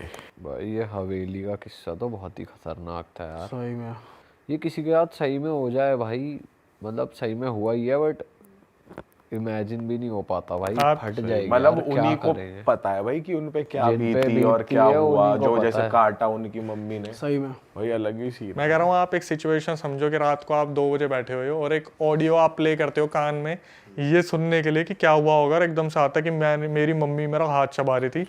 2 सेकंड के लिए हमारी आत्मा निकल के शरीर छोड़ के पूरा द्वार का घूम के वापस आ जाती है। सही में भाई आप तो भाई हिल गए होगे सुन के। क्योंकि वो लड़की जिस तरीके से बता रही है ना, मैं अपने उसमें लगाता हूँ वीडियोस में, रो बिल्कुल ऐसा कि अक्षय सर पता है अक्षय सर, मैंने ना फिर ऐसे करा, अक्षय सर पता है उसकी जो मम्मी थी ना वो ऐसे कर रही थी, उसके जो मेरे जीजू थे ना उनसे नीचे नहीं आया जा रहा था। सोचो कि उसकी कजन और उसके जीजा खड़े होकर बालकनी में से देख रहे हैं, नीचे आने की हिम्मत नहीं हो रही। भाई लड़की ने लेकिन सही हिम्मत दिखाई। यही कमेंट आए हैं उस वीडियो पे कि लड़की को सल्यूट है, उसने जिस तरीके से सिचुएशन को हैंडल करा। पर जीजा को भी मानना पड़ेगा मदद करने गया नहीं, चिकन खा लिया। हाँ, उससे चिकन तो बनवा लिया, ये नहीं ये है मदद नहीं कर है लूं नीचे आके उसकी। हेल्प कर दूं, देख लूं कुछ। भाई ऐसे नींद नहीं आएगी अगर देख ले आप। इस मतलब केस में तू कोई क्या देख ले करेगा अगर अपने- तू जी जाए तो? हेल्प करूंगा भाई, तू करेगा? हाँ भाई और क्या। कद्दू करेगा तू हेल्प? तू साले मक्खी से डर जा। तू साले टैक्सी बुला के शहर छोड़ दे, वो फ्लाइट पकड़ ले, गोवा जाके पार्टी कर तो ले। ये भी कह ही रहा है, ये भी कह ही रहा कुछ है, लगा ये ना भी कोई कर से रहा लगा ना है। कोई हेल्प। अबे हम तो कर लेंगे, तू साले टिड्डा देख के डर जाता है।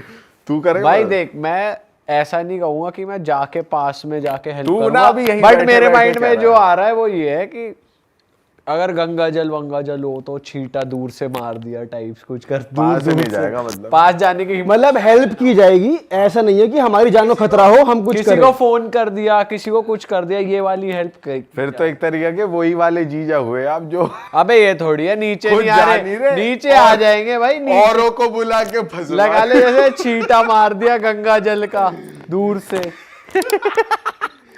हाँ हेलो, अरे सीन हो गया, आना जरा एक बार। ये सीन सोच के हंसी बहुत आ रही है, ये सामने वो कांड चले, फोन करे आना और खुद मदद अबे नहीं जो कर रहा। कर सकता है उसे ही तो बुलाएंगे, किसी पंडित जी महाराज को, किसी को। तेरी तरह थोड़ी कैब बुलाई, डियर डोना बैठे हैं जाके पार्टी कर रहे हैं वहां। मुझे लग रहा है ये भी कह ही रहा है, ये भी करेगा नहीं। नहीं करूंगा भाई, सुन ले, तू ये सुनना चाहता नहीं अभी करूंगा। ये बैठे बैठे कह ही रहा है। नहीं करेगा, बिल्कुल हेल्प नहीं करेगा, अपने घर निकलेंगे जाके खुश। ये तो खुद तो करेगा नहीं और बीवी को भी नहीं करने देगा। अरे तू क्या करेगी, अंदर चल। चल अंदर चल, अपनी जान प्यारी है, चलो यहाँ से। सोने का टाइम हो रहा है, जल्दी चले। अक्षय भाई आप क्या करते, आप होते तो? भाई मैं तो सच बताऊं, ये सच है, जब हम ऐसी कोई चीज देखते हैं ना, पहली बात तो हमने जिंदगी में इनसे सामना करानी है। हाँ ठीक है, मेरे को नहीं लगता कि हम कुछ करने के लेवल पे होंगे। हाँ सही में भाई, बिल्कुल सही कह रहा अगर हम रात को भी है ना यार, स्लीप पैरालिसिस में तो हमसे कुछ होता नहीं, हमारा शरीर अकड़ जाता है वहां पे। जब हमें लगता है कि कुछ है और सही में कुछ आ गया, तो आपको लगता है हमसे कुछ होगा? भाई एक बात बताऊं, कोई इंसान ना दूसरे के लिए करने को राजी नहीं है। अपने घर वाले होंगे ना तो बंदा जान की बाजी भी लगा देगा। जैसे उसने देखा कि हाँ मेरी माँ के साथ कुछ हो रहा है, तो बेटी ने जान की बाजी लगाई और करा काम। कोई जीजा हो, पीजा हो, सीजा हो, तू क्या कर लेगा, तू क्या कर लेगा, ये सब तो चूतेबंदी की बात है। अपने अगर घर वालों के साथ होगा तो सीधी बात बताऊं तो अपने अगर क्लोज रिलेशन होंगे, भाई होंगे, तो करा जाता है भाई। है। देखा जाए तो जीजा भी तो क्लोज ही है भाई, जीजा कौन सा अब दूर depend का करता है कि रिश्तेदार जीजा है। कितनी बन रही का है। ही हुआ यार। क्यों? जीजा जीजा भी तो जीजा क्लोज बस होता है मजे ही भाई। लेता है जीजा। डिपेंड करता है तुम्हारी किससे बन रही है कितनी। हाँ किसी की चाचाओं से बन रही है, किसी की मामाओं से बन रही है, किसी की जीजाओं से बन रही है। हाँ। तू थोड़ी बैठ के कह सकता जीजा तो क्लोज ही हुआ। भाई लेकिन रिश्ता तो एज अ क्लोज ही है। चल ठीक है, बनने ना बनने अबे तो रिश्ता अलग तो बात। बाप बेटे का भी क्लोज है, किसी किसी की नहीं बनती। ये तो चूतेबंदी की बात हुई ना। कौन किसको कितना चाहता है उसकी बात है ना, उसकी उस हिसाब से हेल्प करेगा। समझ रहा? ये है सिस्टम। जीजा क्लो, तू अपने जीजा के लिए लगा देगा जान की बाजी। हाँ भाई मैं तो लगा दूं ये लगा देगा। चलो अगली कहानी बताओ भाई, चलो। कि तेरे लिए किसी के भी अबे जीजा की बात। जीजा की ये भी जीजा है तेरा ये। जीजा की भी, मैं कह रहा हूँ इसके लिए भी, तेरे लिए भी, और जीजा दोनों के लिए जान भी। की बाजी और लगा जीजा दूंगा। के लिए भी। तू जीजा को जो एक बाइट पिज्जा की दे दे। जान की ये बात दरअसल अपनी स्किल्स बता रहा है, मेरे ऊपर कंधे में गोली रख के चला रहा है ये इस टाइम। चलो यार, हॉरर का मूड बना हुआ है, हॉरर कॉमेडी नहीं ये जो करते। करना चाहता है मेरे थ्रू बता रहा है। हाँ, तू भी वही कर रहा है। तू ये तो कुछ नहीं करेगा, आप नहीं निकल मारा, ये कुछ नहीं करेगा। बस जो ये कह रहा है बस वो ये करना चाहता है। चलो आगे बढ़ते हैं। अक्षय भाई अगली बात बताओ यार, मजा आ गया इस वाली में तो। अगली जो स्टोरी है वो है एक लड़की की। पता नहीं, एक तो लड़कियों के साथ बहुत होता है ऐसा लग रहा है। भाई ये होता है कि या फीमेल ऐसा के भी हो साथ सकता है आप ज्यादा सिर्फ हमेशा लड़कियों के खोलते हो। मेरे को पता था ये आने वाला, इसलिए मैंने पहले ही बोला था। मुझे लग रहा है लड़कियों के साथ बहुत होता है। आप नहीं बोलोगे, कमेंट में आ जाएगा। तो क्या हुआ, ये नावी मुंबई में एक लड़की काम कर रही थी काफ़ी टाइम से, और ये तो इंसिडेंट ऐसा था तो दो कहानियाँ रिलेट हो रही आपस में। ठीक है, ये नावी मुंबई में एक लड़की काम कर रही थी, किसी शोरूम में काम कर रही थी। तो वहीं पे उसके साथ कुछ मतलब ऐसे ऐसे इंसिडेंट होते हैं ना, जैसे वहाँ पर क्या होता है, कब पहले भी उसके साथ हुए थे, वो अभी नहीं बताते, मैं उसी को कंफ्यूज हो रहा था। नावी मुंबई जिस शोरूम में वो काम कर रही थी ना, उसके साथ क्या होता था, उसे सर्वाइकल का पेन था। मुझे तो आइडिया भी नहीं है सर्वाइकल क्या होता है, सच बताऊं, लेकिन मैंने सुना है उसमें चक्कर वक्कर बहुत आते हैं जब सर्वाइकल हो जाता है एकदम से। तो जिस शोरूम में वो जाती थी वहाँ पे एकदम से उसे बहुत ज़्यादा चक्कर आ गए सर्वाइकल के पेन की वजह से। तो उसका घर मतलब होगा मेरे ख्याल से 10 किलोमीटर दूर था, और वो डेली ट्रेन से ट्रैवल करती थी, लोकल ट्रेन जो मॉर्निंग में चलती है। तो उसने बताया कि उसने ऑफिस में बोला कि मेरे को काफ़ी सर्वाइकल का पेन हो रहा है, चक्कर आ रहे हैं, मेरे को घर छोड़ दो। तो दिवाली के आसपास की बात है, और कोई इतना फ्री नहीं था उस शोरूम में, शायद कार सेल्स का शोरूम होगा वो, कोई इतना फ्री नहीं था कि वो उसे घर छोड़ दे। तो उनकी आपस में बात हुई, उन्होंने बोला एक काम करते हैं, यहाँ पर ना एक कलीग है, उसका घर है 5 मिनट की दूरी पे, वहाँ पे आप चलो, वहाँ रेस्ट कर लेना। अब भाई उसने 2-3 बार तो मना करा कि नहीं मैं ठीक हूँ, ऑफिस में चेयर पे बैठ गई, कभी इधर उधर चल पड़ी। उसके बाद उसने बोला कि ठीक है, मैं एक काम करती हूँ, कलीग के घर पे मुझे छोड़ दो, मैं वहाँ पे रेस्ट कर लूँगी। तो भाई कलीग ने क्या करा, अपनी गाड़ी वाड़ी उठाई, उस लड़की को छोड़ा, चाबी पकड़ा दी हाथ में, और बोल दिया कि आप अंदर रुको, और जब तक आपका मन करे, फ्रिज वगैरह वहाँ पे है, उसमें फ्रूट्स रखे हैं, कुछ खाना है तो मैगी रखी हुई है, अपने कोल्ड ड्रिंक पी लेना, पानी है, बियर को हाथ मत लगाना। अपने आराम से वहाँ पे पहुँच गए।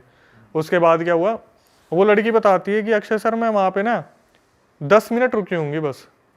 मैं जैसे ही बेड पे लेटी ना, मुझे चक्कर तो आ ही रहे थे, मुझे ऐसा लगा जैसे होता ना कि खिड़की है तो खिड़की से अगर कुछ जाता है तो आपको शेडो आती है एकदम से। वो बोली मैं बेड पे ऐसे लेटी थी, मुझे ऐसा लगा जैसे एक शेडो यहाँ से निकली है। तो वो थोड़ा सा संभल के उठी, उसने देखा तो उस तरफ कुछ भी नहीं था। फिर एकदम से वो थोड़ा सा यूँ लेटी तो लेफ्ट में से शेडो निकली, फिर एकदम से उसने लेफ्ट में देखा, हालांकि राइट और लेफ्ट में दोनों साइड खिड़कियाँ थी। तो उसने बाहर निकल के देखा दोनों साइड कंस्ट्रक्शन का काम चल रहा है। उसने कैसे ना कैसे अपने आप को मनाया कि वहम हो सकता है, कोई नहीं। उसने क्या करा, लेटी तो थोड़ी देर में उसे ऐसा लगा जैसे कमरे में ना कोई चल रहा है, धीरे धीरे ऐसा लगा जैसे कमरे में कोई चल रहा है। अब इस बंदी को थोड़ा सा डर लगने लगा क्योंकि वो किसी और के घर पे है। अगर ये अपने घर पे हो ना तो फिर भी ये लगता है कि यार मैं तो इतने टाइम से रह रहा हूँ, लेकिन वो किसी और के घर पे है। तो उसे थोड़ा सा ऐसा लगा यार कि मैं कॉल करूँ उसे कलीग को कि यार मेरे को तो पिक कर ले, मैं ऑफिस से बढ़िया तो मैं ऑफिस में ही ठीक थी। तो उसने क्या करा, बोले कि चल मैं थोड़ा सा वेट करती हूँ, क्या पता मेरा वहम हो। थोड़ी देर में क्या हुआ, जो बाथरूम में वाटर टैप था वो ऑन हो गया। अब ये बंदी बहुत ज़्यादा शॉक हो गई इस चीज़ को देख के। ये उठी और इसने टैप बंद करा और जैसे ही पीछे मुड़ी ना, इसके सामने से कोई चीज़ निकली है। ये बंदी 2 सेकंड के लिए यू हो गई, बिल्कुल बिल्कुल बोलते हैं ना इंस्टेंटली जंप स्केयर मुंह पे आ गया। यू आई और यू करके निकल गई और ये बंदी बिल्कुल यू हो गई 2 सेकंड के लिए कि क्या हुआ मेरे साथ। इस बंदी ने बोला कि मैं बेड तक गई, मेरे पीछे भी देखने की हिम्मत नहीं हुई। मैंने फ़ोन उठाया, अपने कलीग को फ़ोन करा कि मैं आपके घर में रुक नहीं पाऊँगी, प्लीज़ आ जाओ और मेरे को लेके मेरे घर छोड़ दो या मुझे ऑफिस ले चलो। तो उसने बोला कि जल्दी जल्दी में, यार देख अभी ना फटाफट सेल्स चल रही है और वो गेस्ट आ रखे गाड़ी लेने के लिए, मैं 7 बजे तक आ जाऊँगा, और कॉल काट दिया। अब ये लड़की बेचारी पता क्या सोच रही है मन में, मेरे पास चाबी है, मैं एक काम करती हूँ, इसका लॉक करके मैं ना सीढ़ियों में बैठ जाती हूँ बाहर जाके, कम से कम धूप वूप आ रही है, मैं सेफ तो रहूँगी, कहीं अगर मेरा वहम नहीं हुआ तो। इसने क्या करा, ये लेटी और फिर सोची कि बाहर तो धूप हो रही है, मेरे सर्वाइकल हो रहा है, मेरे को कोई ज़्यादा दिक्कत ना हो जाए। इसने सोच लिया कि भाई जो हो रहा है ना उस कमरे से बाहर हो रहा है। 1 BHK था वो, मैं अपने कमरे में रहूँगी, और कमरे में अपने आँख बंद करके लेट गई। भाई कैसे ना कैसे इस बेचारी की किस्मत इतनी बुरी है, कभी धीरे धीरे बर्तन गिर रहे हैं, कभी लाइट ऑफ हो रही है, कभी वहाँ पर पानी छिड़काने की आवाज़ आ रही है। और किस्मत कितनी ही बुरी होगी, इसने क्या करा, 2-3 घंटे निकाले और जैसे उठ के देखा ना, इसे एक परछाई दिख गई वहाँ पे, black shadow with no face, कमरे के बाहर, कमरे के बाहर, जैसे कोई बाथरूम में से झांक के देख रहे हैं। इतना पोर्शन इसने देख लिया उसका, विद नो फेस, एकदम से शैडो यू देख रही थी। जैसे इसने देखा ना, यू भी नहीं, यू करके वापस गई है शैडो आराम से स्लो मोशन में। इसने बोला कि मेरा वहाँ वक्त निकालना मुश्किल हो गया। 7 बजे कैसे ना कैसे वो कलीग आया। उसने क्या करा, कलीग ने, जो कलीग आया उसने बेल बजाई, इसको सुनाई नहीं दे रही बेल। उसने इसे फ़ोन करा कि आप इतनी देर से बेल बजा रहा हूँ, आप सो रहे थे क्या? ये बोली कौन सी बेल, आपने मुझे मतलब बेल कब बजाई आपने? तो ये बोली, उसने कलीग ने बोला आप एक काम करो, आओ और गेट खोलो, मैं गेट पे खड़ा हूँ। ये बोली मैं गेट खोलने के लिए उठी, मैंने अपने सैंडल्स वगैरह पहने, मैंने जैसे कमरे के बाहर कदम रखा ना, मेरे सामने वो चीज़ आके खड़ी हो गई, बिल्कुल सामने। और उसने क्या करा, सामने आके मेरे अंदर से आर पार निकल गई। तो बोलते हैं ना हवा का झोंका जैसे बहुत तेज लग के निकलता है बॉडी से, वैसा एकदम से उसके आर पार निकल गया। और ये क्या हुआ, वहीं की वहीं फ्रीज हो गई। ये बोली कि उसी टाइम 1 सेकंड के अंदर मुझे कोल्ड हो गया। ये बिल्कुल मुश्किल से रेंगती रेंगती गेट तक पहुंची। इसने गेट खोला, वो बंदा अंदर आया, उसने बोला कि क्या हुआ तुम्हें? इसने बताया कि आपके फ्लैट में ऐसे ऐसे कुछ एंटिटी है, मुझे दिखी है, ये वो।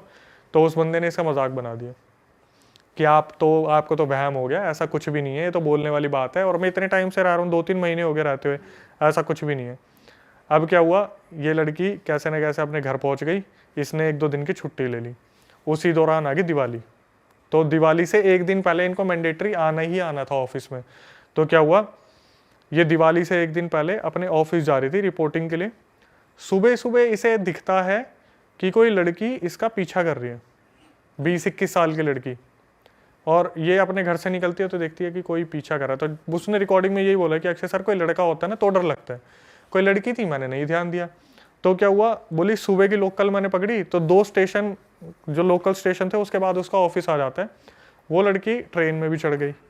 तो बोली कि जब हम ट्रेन में जाते हैं ना, तो अगर हम रेगुलर जा रहे हैं तो हम चेहरे पहचान लेते हैं कि ये तो डेली जाने वाला है। हमारी कभी कभार उनसे बातचीत भी हो जाती है कि और आप कैसे हो, ये वो लड़की बिल्कुल नई थी वहाँ पे, बिल्कुल नई। तो क्या हुआ, इसने जब देखा ना उसे, तो पहले सोचा मैं इससे पूछूं नहीं पूछूं, कहीं ये मेरा पीछा तो नहीं कर रही। इसने बोला छोड़ना, मेरे को क्या करना है। ये अपने ऑफिस पहुंच गई। तो ऑफिस में जैसे सब खाना खाने निकलते हैं, ये बाहर आके देखती है लड़की इसके ऑफिस के सामने खड़ी है रोड के दूसरी तरफ, और इसे ही देख रही है। ये सोचती है भाई ये लड़की पागल वागल होगी, वो तब भी इग्नोर कर देती है। शाम को जब वो निकलती है ना, इसे तब लगता है कि शायद अब वो लड़की मुझे नहीं दिखेगी, वो लड़की इसे तब भी फॉलो कर रही होती है। ये अपने घर के अंदर घर पहुंच जाती है, और ये क्या करती है, गेट बंद कर देती है। तो वो जो लड़की थी वो अपार्टमेंट के बाहर इनके रुक गई थी, अपार्टमेंट के अंदर नहीं आई थी। ये जाके ना सोचती है मैं मम्मी को बताऊं ना बताऊं कि मेरे साथ ऐसा ऐसा हो रहा है। ये सोचती है यार मम्मी को बता दूंगी, टेंशन लेंगी बहुत ज़्यादा, देखते हैं कल होगा नहीं होगा। दिवाली वाला दिन था, या दिवाली से एक दिन पहले वाला दिन था। इन्होंने, इसकी मम्मी ने और इसने प्लान बनवाया कि मेहंदी लगवा के आएंगे बाहर मार्केट से। तो ये अपने मेहंदी लगवाने जब गए ना, वो लड़की फिर फॉलो करना स्टार्ट करती है। तो ये सोचती है मम्मी को बताऊं ना बताऊं। मार्केट में भरे क्राउड में जब मेहंदी लगवा रहे थे, बोलती है मम्मी मैं एक बात आपसे बोलना चाह रही थी, वो लड़की आपको खड़ी दिख रही है वहाँ? उसकी मम्मी देखती कौन सी लड़की, यहाँ तो कोई भी लड़की नहीं है। तो बोलती है नहीं मेरे को तो कोई लड़की नहीं दिख रही। बोली मम्मी ये पिछले 2 दिन से मुझे फॉलो कर रही है। और उस लड़की की उम्र जो दिख रही है 19-20 साल है, इसकी 28-30 साल है, और ये उसे डायरेक्टली देख सकती है, मम्मी इसे नहीं देख सकती। तो क्या हुआ, इसकी मम्मी बोलती है कोई नहीं तू इग्नोर कर, जब घर जाएंगे तब देखेंगे। इसकी मम्मी बार बार रास्ते में पूछ रही है पीछे आ रही है? हाँ मम्मी आ रही है। कितनी तेज़ आ रही है? बोली मम्मी जब भी मैं पीछे मुड़ती हूँ ना और तेज़ हो जाती है हमारी तरफ। बोले क्या क्या पहना है? मम्मी उसने टॉप और जीन्स पहनी हुई है। आ रही है? हाँ आ रही है। इसकी मम्मी को भी घबराहट शुरू हो गई, यार क्या चीज़ है जो लड़की के पीछे लग गई। अब पहले दिन तो अपार्टमेंट से अंदर नहीं आई थी, ये अपने घर में घुस जाते हैं। दूसरे दिन घर के गेट पे खड़ी है। अच्छा। तो उसकी मम्मी बोलती है कि तेरे को दिख रही है? बोलती है हाँ मम्मी गेट पे खड़ी है, गेट पे खड़ी है, बिल्कुल गेट पे खड़ी है। तो इसकी मम्मी बोलती है चल अंदर चल, तू चल। एकदम से फिर ये अपने उसके पापा को बताती है, उसके दादी और दादा तो को बताती है कि ऐसे ऐसे जो है एक लड़की से दिख रही है। तो ये इसकी दादी होती है, वो बोलती है कि हमारे दोस्त मतलब 2 घंटे दूर एक काफ़ी सिद्धि प्राप्त वो रहती है फीमेल, उन्हें मैं बताती हूँ। भाई मज़े की बात सुनो, जैसे वो फीमेल इनके घर में पैर रखती है ना, ये लड़की बेहोश हो जाती है, और ये बार बार एक ही चीज़ बोल रही है कि मैं इसे मार दूंगा, मैं इसे ले जाऊंगा। लड़की अपने मुंह से मैन की आवाज़ में बात कर रही है, आदमी की आवाज़ में, कि मुझे मत निकालो, मैं इसे मार दूंगा, मैं इसे मार दूंगा। और यहाँ से जो पूरी कहानी सुनने को मिलती है, उससे वो फीमेल पूछती है कि तू है कौन। तो जो उस लड़की के अंदर, जो लड़की के अंदर आत्मा थी, वो बोलती है कि जिस घर में ये रुकने गई थी ना, उसमें मैं पहले काम किया करता था, मतलब उस घर में रहता था और कहीं पे काम किया करता था। एक दिन अचानक से मुझे हार्ट अटैक आया और मेरी वहीं मौत होगी। मेरे को 1 हफ्ते तक किसी को पता ही नहीं था मैं मर चुका हूँ। मैं अपनी बॉडी को वहाँ पे लेटे हुए देख रहा था कि मेरी बॉडी ये पड़ी हुई है, मैं यहाँ पे पड़ा हूँ, ना तेरहवीं करने वाला, ना पूछने वाला, ना अंतरिम क्रिया वगैरह कुछ भी नहीं किया। तो क्या हुआ, जब सब कुछ पूछ लिया तो बोले कि अगर ये एक आत्मा है तो गेट के बाहर वाली कौन है? फिर उस आत्मा को बुलाया। फिर उस आत्मा ने बताया कि दिवाली के टाइम पे इनका किसी नज़र उतारने पे टोटके पे पैर लग गया था, तो मैं इनके पीछे पीछे हो ली। तो वो लड़की किसी ने छोड़ रखी थी, किसी की बला छोड़ रखी थी, वो लड़की जो थी अपनी सब्सक्राइबर, उसका पैर लग गया उस पर। एक आत्मा शरीर में पहली थी, दूसरी पीछे पीछे घूम रही थी। कैसे ना कैसे उनसे मुक्त करा गया, तब जाके वो लड़की स्टेबल हुई। लेकिन अब तक उसके साथ ऐसा है, बोलते ना कि एक आत्मा घुसी तो शरीर के द्वार खुल गए, वो कभी भी उसके अंदर कुछ भी आ जाता है कभी भी। अरे भाई साहब, मतलब कहीं पे नेगेटिव जोन में वो जा नहीं सकती, कहीं नहीं जा सकती। उसको ताबीज दे रखा है, और उसमें ये भी बताया उसने कि ताबीज में एक लोहे का चक्कू है जो उसकी रक्षा करता है, और अगर वो ताबीज नहीं होगा तो वो लड़की नहीं होगी आगे। साफ रिस्ट्रिक्शंस है, अगर ये ताबीज तुम्हारे गले से उतरा तो फिर शायद वो अटैक कर सकते हैं एंटिटीज, और फिर उसके लिए भाई अटैक नहीं, सीधा लेके जाएंगे। अच्छा, क्योंकि पहले ही पोजेस कर रखा था ना, निकाल के भगाया उसे, क्योंकि अब देखो एक और टर्निंग पॉइंट।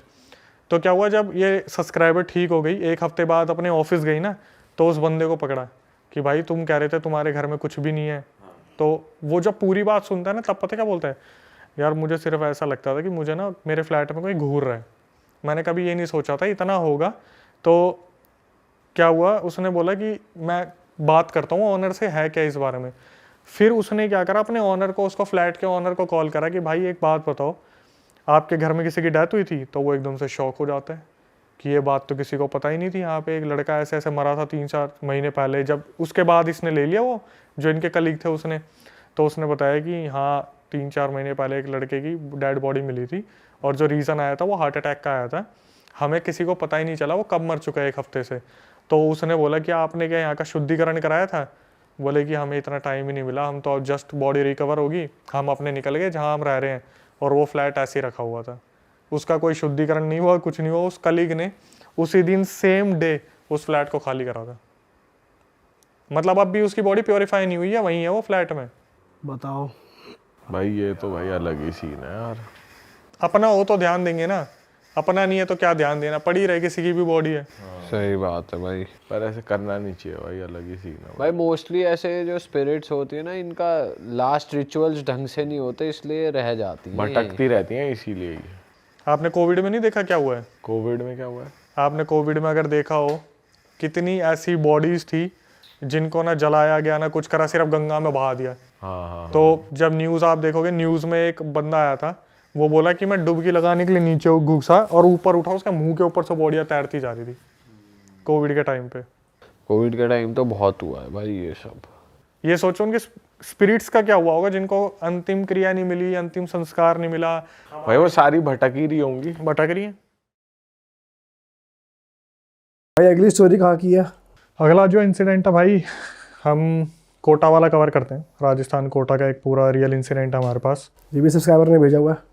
सब्सक्राइबर के ही आते हैं, और ये भी बड़ा अजीब है। बिल्कुल रियल। मैं एक्चुअली बताने से पहले ना थोड़ा सा इस बारे में सोच रहा हूँ कि कोई फैमिली अपने किसी मतलब खुद के बच्चों के साथ कैसे कर सकती है। अच्छा। तो मेरा थोड़ा ध्यान उस तरफ जा रहा था। एक्चुअली मैं कोटा राजस्थान का पूरा इंसिडेंट है। मम्मी पापा और 5 बहनें 1 भाई, इनका पूरा परिवार होता है। पापा की फैक्ट्री है और पापा फैक्ट्री में अच्छा खासा वर्क कर रहे हैं और काफ़ी बहुत अच्छी तरीके से उसे मैनेज कर रहे थे। 5 लड़के 1 भाई, भाई सबसे छोटा था, और जो 2 बड़े बहनें थी उनकी शादी हो गई थी, तो 3 बहन रह गई और 1 भाई रह गया। होता क्या है, जो भाई पैदा हुआ था ना, वो बहुत ही कमज़ोर ग्रह के साथ पैदा हुआ था। उसके नक्षत्र ऐसे थे कि जब वो पैदा हुआ था तो पूजा पाठ के दौरान ही बता दिया गया था कि इसके साथ कुछ ना कुछ ऊपरी सीन रहेगा ही रहेगा। बचपन से ही उसके साथ कोई ना कोई दिक्कत रहती थी। ऊपरी मतलब पैरानॉर्मल जो है चीज़ें, पोजेशन चलता रहेगा इसके साथ। इसके साथ कोई ना कोई दिक्कत रहेगी। तो उसकी मम्मी ने क्या करा था, शुरू से ही उसके गले में एक ताबीज़ डाल रखा था, किसी मौलवी से लेके वो ताबीज़ वगैरह डाला हुआ था। तो हुआ क्या, जब लड़का जो था, जब वो 4-5 साल का था, तब जैसे होता नहीं कि फैमिली आउटिंग के लिए गए हैं, 2-3 परिवार वाले आउटिंग के लिए चले गए, तो ये भी 2-3 परिवार वाले आउटिंग के लिए गए थे। और वो परिवार वाले भी कौन थे, जैसे मेरी बेटी अगर किसी स्कूल में पढ़ रही है तो वहाँ पर पेरेंट टीचर मीटिंग में किसी और के पेरेंट्स भी मिल गए, ये दोस्त हैं तो वो भी, हम भी दोस्त बन गए। तो ऐसे 4-5 साल का जब ये बच्चा था, लड़का था, तभी आउटिंग के लिए गए थे। वहाँ पे इन्होंने एंजॉय वगैरह करा और फिर ये लोग वापस आ गए। तो इसकी मम्मी जो थी लड़के की, इसका नाम हम कुछ रख लेते, पुनीत रख लेते, क्योंकि पुनीत का ही पूरा रियल इंसिडेंट है। और जो भेजने वाली है इनकी बहन है एक हमें। तो इनकी बहन ने बताया कि जो भाई थे पुनीत, जैसे जैसे वो बड़े होते गए तो हमने एक चीज़ ऑब्जर्व किया कि वो जो पुनीत है वो पढ़ाई में बहुत अच्छे हैं। जैसे जैसे आगे बढ़ते रहे पढ़ाई में वो स्कॉलर बनते चले गए। जब कोई बच्चा पैदा होता है तो कुछ कमियां भी लेके आता है और कुछ अच्छी चीज़ें भी लेके आता है। तो इसमें ये एक चीज़ थी कि ये जिस चीज़ को पढ़ा करता था वो इसके दिमाग में फीड हो जाती थी। धीरे धीरे बड़ा होता गया। जब ये 15 साल का हुआ लड़का, तब इसके पापा का एक बहुत बुरा एक्सीडेंट हुआ। वो एक्सीडेंट ऐसा हुआ जिसमें इनके फैमिली को बहुत ज़्यादा क्राइसिस पड़ा, फाइनेंशियल इश्यूज बहुत ज़्यादा बिगड़ गए, चीज़ें बहुत ज़्यादा बिगड़ गई, जिस वजह से क्या हुआ, जो फैक्ट्री का वर्क था वो पूरा ख़त्म हो गया। इसके पापा 1 साल पूरे हॉस्पिटलाइज रहे और 4 साल वो घर पर रहे, जहाँ पर उनसे ना उठा जाता था ना काम किया जाता था। 5 साल उनके ऐसे ही बर्बाद हुए। और इन चीज़ों की वजह से क्या हुआ कि घर की आर्थिक स्थिति बहुत ज़्यादा बिगड़ गई। तो मम्मी क्या किया करती थी, मम्मी एक टाइम पर आके दूसरों के घरों में जैसे बर्तन वर्तन का काम होता है, टिफ़िन सर्विस का काम होता है, ये सब करना उन्होंने स्टार्ट कर दिया। अब जब वो लड़का जो था, जब पुनीत 18 साल का हुआ, तो पुनीत जब 18 साल का हुआ तो यहाँ से उसके साथ कुछ जो है इंसिडेंट होने स्टार्ट हुए।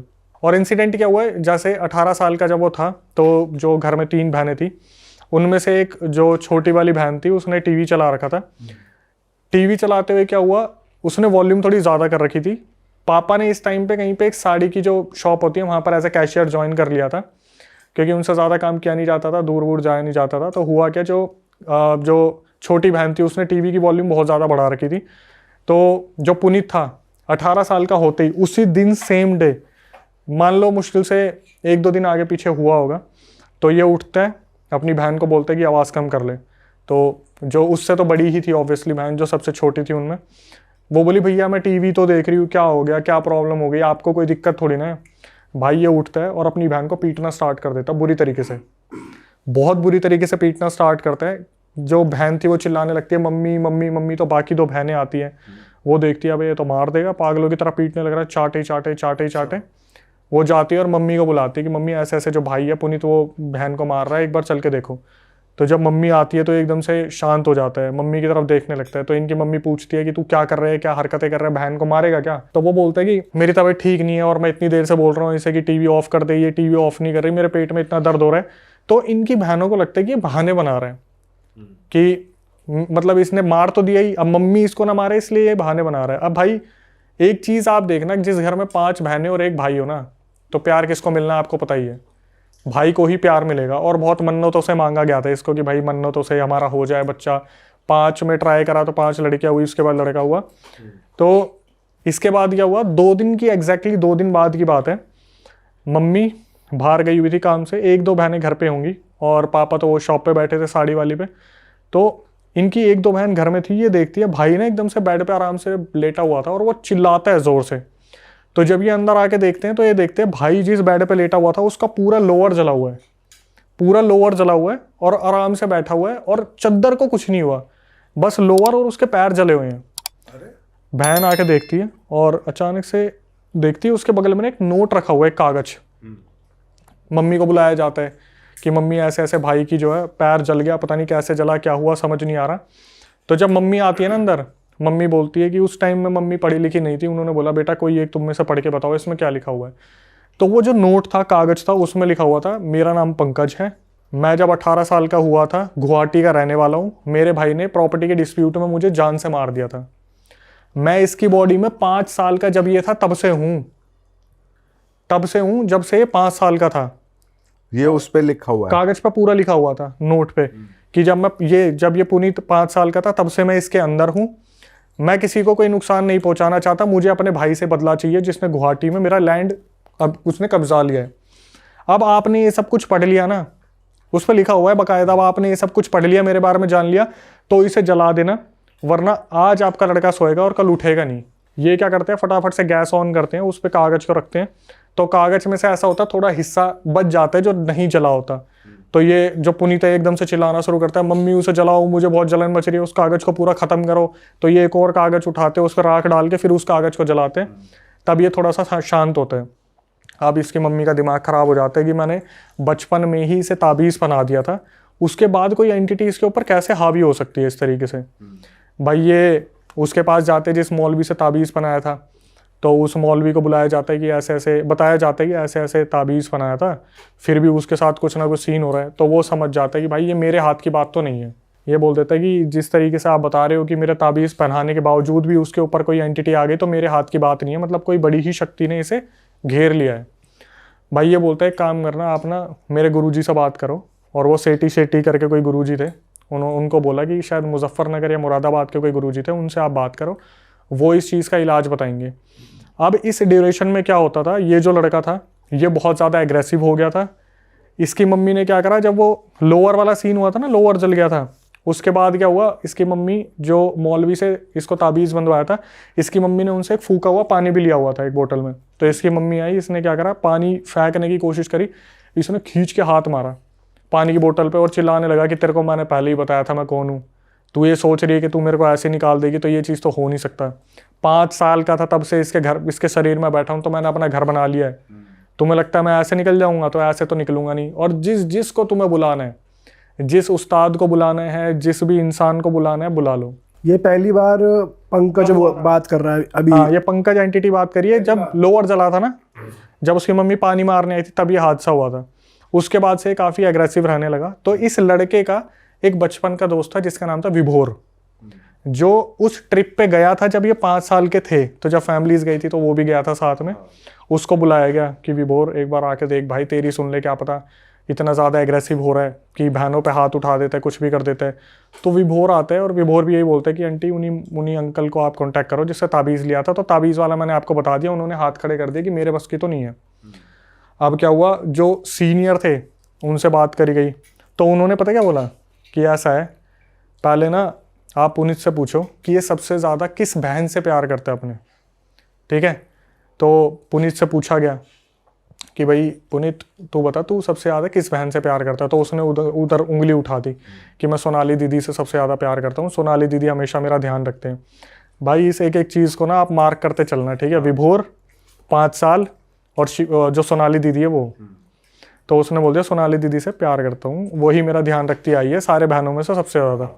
बोले ठीक है भाई। अब पापा को तो इनको ना कुछ बताने के लिए मना करा था कि भाई एक्सीडेंट हो रखा है, सेंसिटिव है, 4 साल उन्होंने ऐसे बेड पे गुजारे, तो उनको तो कुछ बताना मत, हार्ट अटैक आ जाएगा। उनके पापा को ये पता नहीं लगने देते थे। वो सुबह साड़ी की दुकान पे जाते थे, रात को आते थे, सोते थे, फिर सुबह चले जाते थे। तो वो जो सीनियर मौलवी थे ना, उन्होंने बोला कि भाई ऐसा है, तुम एक बार ना एक बहुत फेमस दरगाह है, पहले वहाँ दिखा के लेके आओ इसे, वहाँ पे देखते हैं क्या बोला जाएगा। तो ये लोग गाड़ी में बैठाते हैं और उस लड़के को बताते नहीं, जो पुनीत था, कि तेरे को कहाँ लेके जा रहे हैं। सब ये माहौल बनाते हैं, अरे यार घूमने का मन कर रहा है, घूमने का मन कर रहा है, चलो घूमने चलते हैं। तो ये गाड़ी लगाते दरगाह के यहाँ पे थोड़ा सा दूर, और जहाँ पे चप्पल वगैरह जूते वगैरह उतारते हैं वहाँ पे ये सारे झुकते हैं और पीछे मुड़ के देखते हैं, पुनीत तूने उतार लिया, पुनीत गायब, वहाँ से पुनीत गायब। ये सारे ढूंढना शुरू करते हैं, इधर उधर खूब ढूंढ लिया भाई, कहीं पे भी नहीं मिला। तो उस टाइम पर ये इन्होंने अपने जीजू को बुला रखा था कि पापा को अभी भी इन्वॉल्व इस केस में नहीं करना था। जिस बहन की शादी हो रखी थी उनके हस्बैंड को बुला रखा था कि जीजू आप देख लो, थोड़ा सा इसको ऐसे कंट्रोल कर लो कि किसी को पता ना चले, मोहल्ले में भी इज्जत की बात आती कि बहनों की शादी ना हो पाए फिर बाद में। तो जीजू हैरान हो जाते हैं, यार अभी तो ये साला यहीं पता है एकदम से कहाँ गायब हो गया। भाई खूब ढूंढा नहीं मिला। तो इसके जीजू वहाँ पर कुछ सेवा वगैरह करते थे, उन्होंने खाना वाना खिलाया गरीबों को। और ये जब अपनी गाड़ी के पास जा रहे थे कि चलो भाई घर वापस चलते, तब देखा वो खड़ा पुनीत गाड़ी के पास आराम से खड़ा हुआ और बोल रहा है कि जीजू मेरी हालत बहुत ख़राब हो रही है, मुझे घर ले चलो। वो बोले पहले तो तू ये बता तू था कहाँ पे। बोले मैं तो जब वहाँ पे गया था तभी मेरे पेट में दर्द हो गया था, मैं तो वापस आ गया और तब से मेरी तबीयत बहुत ख़राब है, मैं तो गाड़ी के पास हूँ। तो ये बोलते बेटा तू गाड़ी के पास तो नहीं था, हमने हर जगह तुझे ढूंढा, तू नहीं मिला, तू कहाँ था। बोला मैं गाड़ी के पीछे ही था, शायद आपने गाड़ी के पीछे नहीं देखा होगा, मैं सर पकड़ के बैठा हुआ था। यहाँ से इसके जीजू को आइडिया लग गया भाई छोटी मोटी चीज़ तो नहीं है। कि अगर खेल रही है ये हाँ चीज। कि दरगाह के सामने से अगर वो एंटिटी निकल लिया तो कोई छोटी मोटी चीज़ नहीं है। तो फिर उन्हें बताया गया, जो बड़े वाले मौलवी थे, कि जी ऐसा है, ये तो दरगाह के सामने से गायब हो गया और हत्ते नहीं चढ़ रहा है, ऐसे ऐसे है। तो उन्होंने बोला एक काम करो, मैं तो आपकी लोकेशन पे आऊँगा नहीं, ठीक है, अगर आऊँगा तो ये घर में होना नहीं चाहिए। अगर ये घर में हुआ तो ये साला कुछ ना कुछ ऐसा करेगा कि मेरी भी ज़िंदगी हराम हो जाएगी। तो इसने उनकी मम्मी को बोला कि आप एक काम करना, मैं इस दिन आपके घर पे आऊँगा, इसे उस टाइम ना घर पे रहने मत देना, इसे कुछ भी बोल के इसके विभोर जो इसका दोस्त है उसके घर पे ले जाओ, कोई भी दोस्त होगा। तो इन्होंने यही प्लान करा कि अगले 3-4 दिन में वो मौलवी आने वाले जो सीनियर हैं, तो इसे हम विभोर के घर पे ले जाएंगे। तो इसकी बहन ने बोला कि चलना यार विभोर के चलते हैं, उनके घर पे कुछ रखा होगा थिएटर वगैरह कि उसमें मूवी देखेंगे, ऐसे करेंगे वैसे करेंगे। तो अब भाई बात भी बहुत पहले की है, 2004-5 की है। उस टाइम थिएटर नहीं, वो VCR वगैरह आते थे, ठीक है, मुझे तो इतना आइडिया नहीं, VCR वगैरह आते थे। बोले उस पे जाके ना गाने सुनेंगे, मूवी देखेंगे। तो विभोर वहाँ जिद लगाने लग गया कि पापा को बोल के अपना मंगवा लेते हैं, हम विभोर के घर नहीं जाएंगे। अच्छा, इन्होंने बहुत कन्विंस करा, ये लेके चले गए। तो घर में वो आते हैं जो मौलवी थे, वो देखते हैं कि यार कोई तो बहुत बड़ी शक्ति है जो घर में है और वो इसे लेके जाएगी। अच्छा, इसे लेके ही जाएगी वो, क्योंकि वो लड़का पता नहीं किस चीज़ का अपना बदला लेना चाहता है। तो इससे पहले वो प्रोसीजर हो ही चुका था जहाँ पर बता दिया था कि मैं अपनी बड़ी बहन से सबसे ज़्यादा प्यार करता हूँ, सोनाली दीदी से, और वो उन्हीं ने मेरा ध्यान रखा है। तो मौलवी बोलते हैं कि देखो भाई ऐसा है, अगर इसे कोई इसका कोई पोजेशन उतरवा सकता है वो सोनाली है, क्योंकि ये सोनाली को ही प्यार करता है और सोनाली की ही सुनता है और सोनाली ही अपने प्यार से इसका पोजेशन उतारने में हेल्प कर सकती है। ठीक है, अब इस चीज़ को भी मार्क कर लो जो मौलवी ने बोला था। मौलवी ने बोला एक काम करना, आप ना इनको मेरे पास लेके आना 2 दिन बाद और वहाँ पर पूरी क्रिया होगी। तो बोले गए कि ये बताया गया कि ये तो दरगाह के सामने से तो भाग गया था, आपके पास कैसे आएगा। तो मौलवी ने बोला एक बात बताओ, जो कोई घर में ऐसा है जो हॉस्पिटल में काम करता हो, जो इंजेक्शन वगैरह कुछ नींद का ला सके जिससे बेहोशी की हालत में मेरे पास लाया जाए। तो किस्मत से जो सबसे बड़ी वाली बहन थी वो हॉस्पिटल में एक नर्स थी, उसने उस इंजेक्शन का जुगाड़ करा जहाँ पर इसे उस बेहोशी की हालत में लेके जाना था। भाई 2 दिन बाद इंजेक्शन लगाया गया इसे बेहोशी की हालत में। अब पापा को तो फिर भी नहीं ले जा सकते थे, जीजू, मम्मी और एक सोनाली, जो सोनाली दीदी थी वो, और साथ में पुनीत जो लड़का है, ये 4 जने गए। तो मौलवी पता क्या बोलते हैं, मौलवी ने बोला कि ऐसा है, इसका कोई भी उतारा होगा ना तो उसमें सोनाली का सबसे बड़ा हाथ होगा। सोनाली को हर वक्त पूजा करनी पड़ेगी, जो भी ये प्रक्रिया बताई। आप प्रक्रिया सुन लेते हैं एक बार। उन्होंने बताया कि जैसे टाइल है ना स्क्वायर, इसके बीच में पुनीत को लिटाया जाएगा और चारों तरफ अगरबत्ती लगाई जाएंगी। जो सोनाली है उसका जो काम है वो ये है, 3 दिन तक उसे सोना नहीं है, वो अगरबत्तियां बदलती रहेगी, कोई भी अगरबत्ती बुझनी नहीं चाहिए। अच्छा। जैसी अगरबत्ती खत्म दूसरी लगाओ, और साथ में ना मौलवी सो सकते। वो बोले कि मैं अपनी तरफ से क्रिया करूंगा, अगरबत्ती चलती रहनी चाहिए। जब ये 3 दिन की क्रिया हो जाएगी तब हम इन्हें अपने इष्ट देव, मतलब जो भी इनके जो लड़कों के हैं, जो फैमिली के, इनके इष्ट देव के मंदिर लेके जाएंगे। वहां पे उस एंटिटी से वचन लेंगे, उसके बाद ही लड़का मुक्त होगा। भाई जो आगे बताने वाला हूँ वो बहुत नई चीज़ है, दिमाग लगाने वाले ही शायद समझ पाएंगे कि क्या हुआ। जब सोनाली दीदी आती, वो अगरबत्ती बदलती, उन्हें बोलते फटाफट ऊपर वाले कमरे में चले जाओ, और पेरेंट्स और मौलवी आपस में बात करने लग जाते हैं कि ऐसे ऐसे है, ऐसे ऐसे है। अब क्रिया पूरे टाइम वो बेहोशी है। उस टाइम पर वो बेहोशी की हालत में था। 3 दिन वो तो एक बार लाना था, उसके बाद तो मौलवी अपने मंत्रों से उस एंटिटी को बांध दिए वहां पर। ये 3 दिन तक ये चलता रहा। उसके बाद क्या हुआ, 3 दिन बाद जब ये पूरी प्रक्रिया हो गई, मतलब सोनाली को बस अगरबत्ती बदलनी थी, बदल के भेज देते थे, बस सोना नहीं है, आप जाओ और सोना मत। आप मम्मी को अपने पास रखो, जीजू को अपने साथ रखो, बस सोना नहीं है। ठीक है, आपको अगरबत्ती बुझने नहीं देनी। और मौलवी ने जैसे उसको काबू में कर लिया एंटिटी को, पता चला कैसी एंटिटी है, क्या है आगे पता चलेगा। अच्छा, ठीक है। अब क्या हुआ, जैसे ही 3 दिन की प्रक्रिया हुई, सोनाली जो दीदी थी उनको बुलाया, और वो भी बच्ची थी, 2004-05 की बात है, अभी तो 29, 30, 32, 33, वो जो लड़की है वो तो अभी बड़ी है, बताने वाली से वो सोनाली दीदी बड़ी थी। तो बुलाया गया कि सोनाली 2 चीज़ें हैं, वो एक चीज़ तो हम आपको बता देते हैं कि ये जो प्रक्रिया होनी थी हो गई, अब आपकी इष्ट देव के मंदिर में लेके जाना है। तो जब हम लेके जाएंगे ना, रास्ते में आपके जो भाई है ये बेकाबू होंगे, बहुत बार इनके अंदर की एंटिटी बाहर निकलेगी और बार बार कोशिश करेगी कि वो सब पे हावी हो जाए। तो उस टाइम पर आपको क्या करना है, आप ना इनको कंट्रोल में रखोगे, ये बोल के भाई मैं हूं तो सही तेरे साथ, मैं हूं ना, मैं चल तो रही हूँ, क्यों हल्ला मचा रहा है, मैं हूं तो सही। आपको इस तरीके से कंट्रोल करके रखना है। अब जो सोनाली थी वो वैसे ही नींद के उसमें हो रही थी कि बहुत थकी हुई हूँ, 3 दिन से सोई नहीं हूँ, और कितनी ही उम्र रही होगी यार, 7, 8, 10 साल रही होगी उस टाइम पे। तो इसी तरीके से जब इष्ट देव के पास ले जाने लगे, घर पे से थोड़ी सी दूर पे थे वो, पहले घर पे लेके आए, वहाँ पर उनको थोड़ा हाथ मुंह धुलवाया, फिर जब लेके जा रहे थे तो रास्ते में वो जो एंटिटी थी वो पुनीत के ऊपर बार बार टेक ओवर करने की कोशिश कर रही थी कि क्या है, मैं आ गया हूँ, मुझे कहाँ लेके जा रहे हो, मुझे, मैं नहीं जाऊँगा। तो सोनाली को इशारा कर देते कि बोल इसे। तो सोनाली, भैया भाई मैं हूँ ना, भाई मैं साथ में हूँ, क्यों परेशान हो रहा है, मैं चल तो रही हूँ तेरे साथ। तो वो जैसे एकदम से देखता सोनाली की तरफ, एकदम से यूँ होके अच्छा, फिर सीधा चलने लग जाता कि मैंने, मतलब पुनीत आ गया वापस। लेके गए इष्ट देव के मंदिर में और वहाँ पर बैठाया सोनाली को, और एकदम से सोनाली को बोले कि बेटा तुम्हारा भाई तो ठीक हो सकता है, लेकिन तुम्हें उसके लिए एक वचन देना पड़ेगा। सोनाली को बोले वचन देना पड़ेगा। तो सोनाली बोली बताओ। बोले बेटा अगर आपके भाई को आपको बचाना है तो आपको पूरी ज़िंदगी शादी नहीं करनी। वो बच्ची थी, उसने जल्दीबाजी में बोल दिया ठीक है ठीक है ठीक है, आप मेरे भाई को बचा लो, मैं शादी नहीं करूँगी। यहाँ पर से उसका भाई पुनीत ठीक हो गया। ठीक है, किस्सा हो गया ख़त्म, ठीक हो गया वो ठीक हो गया। अब आया मेन, मैंने ना ये पूरी रिकॉर्डिंग सुनी, मैं बोला ये हुआ क्या, ये हुआ क्या। भाई मैंने ना अपने जो कुछ साइकी के उनको फ़ोन करा, मैं यार ऐसा ऐसा इंसिडेंट आ रखा है, हुआ क्या भाई। उन्होंने ऐसी बात बताई, मेरे तोते उड़ गए। ये थोड़ी अलग है कि भाई शादी अभी नहीं सुनो, मैंने जब उनको बताया ना कि ऐसे ऐसे किस्सा है, इसकी एंडिंग समझ नहीं आई मेरे को। पता क्या बोले? बोले कितना तो आसान है अक्षय। एक्चुअली में जब पूछा गया था ना कि सबसे ज्यादा आप किससे प्यार करते हो, तो वो पुनीत नहीं बोल रहा था, वो उसके अंदर की एंटिटी बोल रही थी, सोनाली को मैं सबसे ज्यादा प्यार करता हूँ। अच्छा, तो पंकज को बेसिक, हाँ पुनीत को, जो पुनीत के अंदर पंकज था ना, वो बोल रहा था मैं इससे सबसे ज्यादा प्यार करता हूँ। भाई लड़की की बलि दे दी, लड़के को बचाने के लिए उसकी एंटिटी को उसके ऊपर छोड़ दिया और वचन दे दिया कि लड़की शादी नहीं करेगी, अब तू इसके साथ रह, ये तो वो तेरी। एंटिटी खुश हो गई फिर। लड़की के ऊपर थोप दिया उसको, जो भी एंटिटी थी, कि तू रह इसके साथ, ये शादी नहीं करेगी, और लड़के को बचा लिया गया।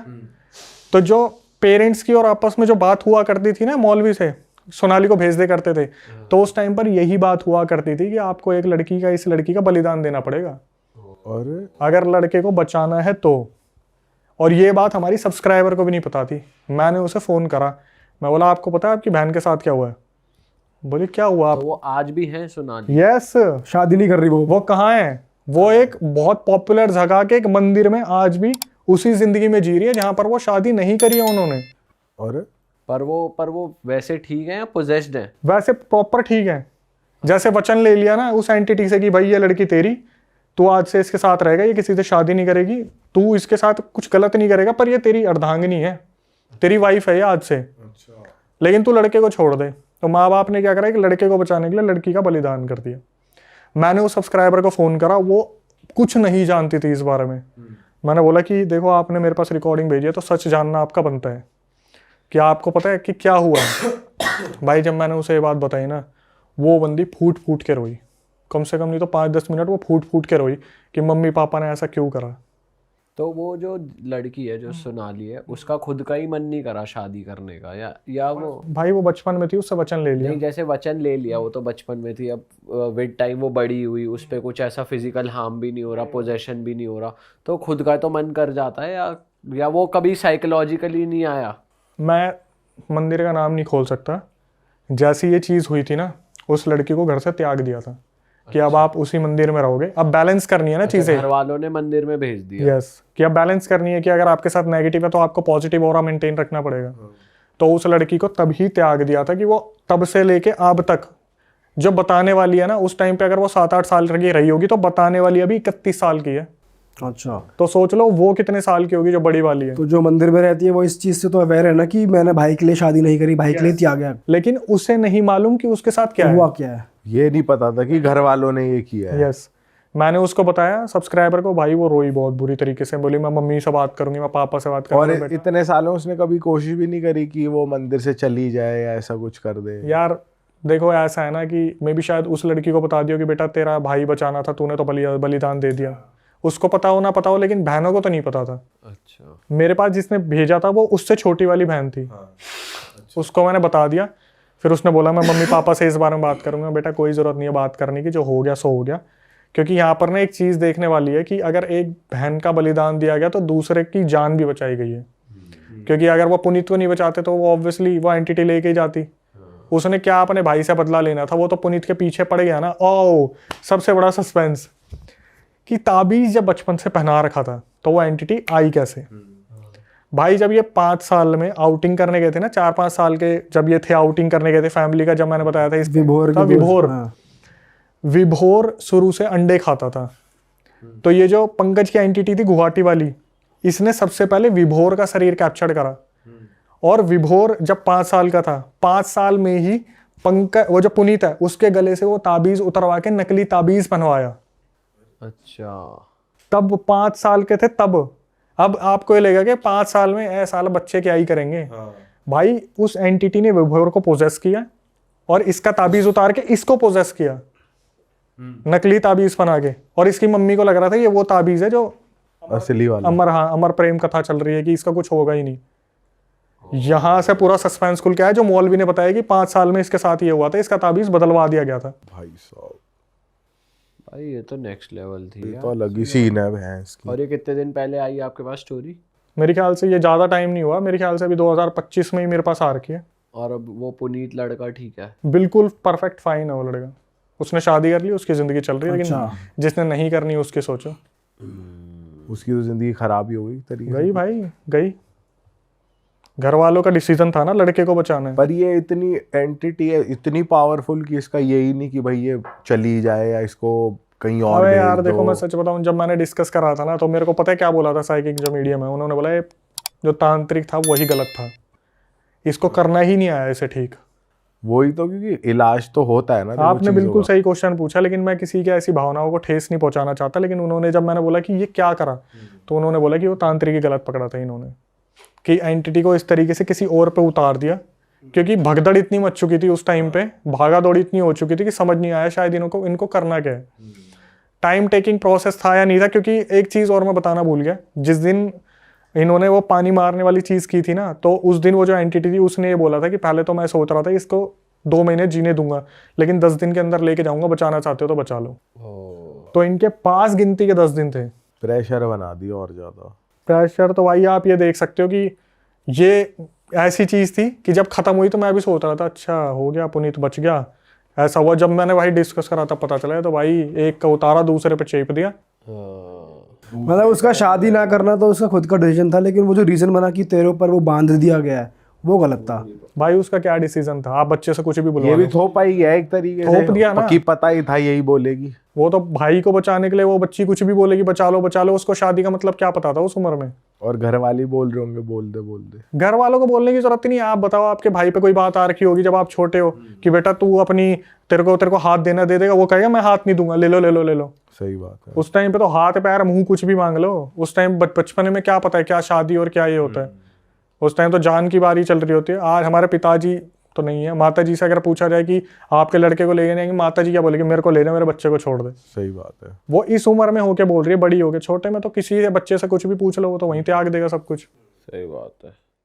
अरे वाह, आपने ये वीडियो यहाँ तक देख ली भाई, तुमने हमारी मेहनत सफल कर दिया। तुम ही लोग हो असली रियल हिट।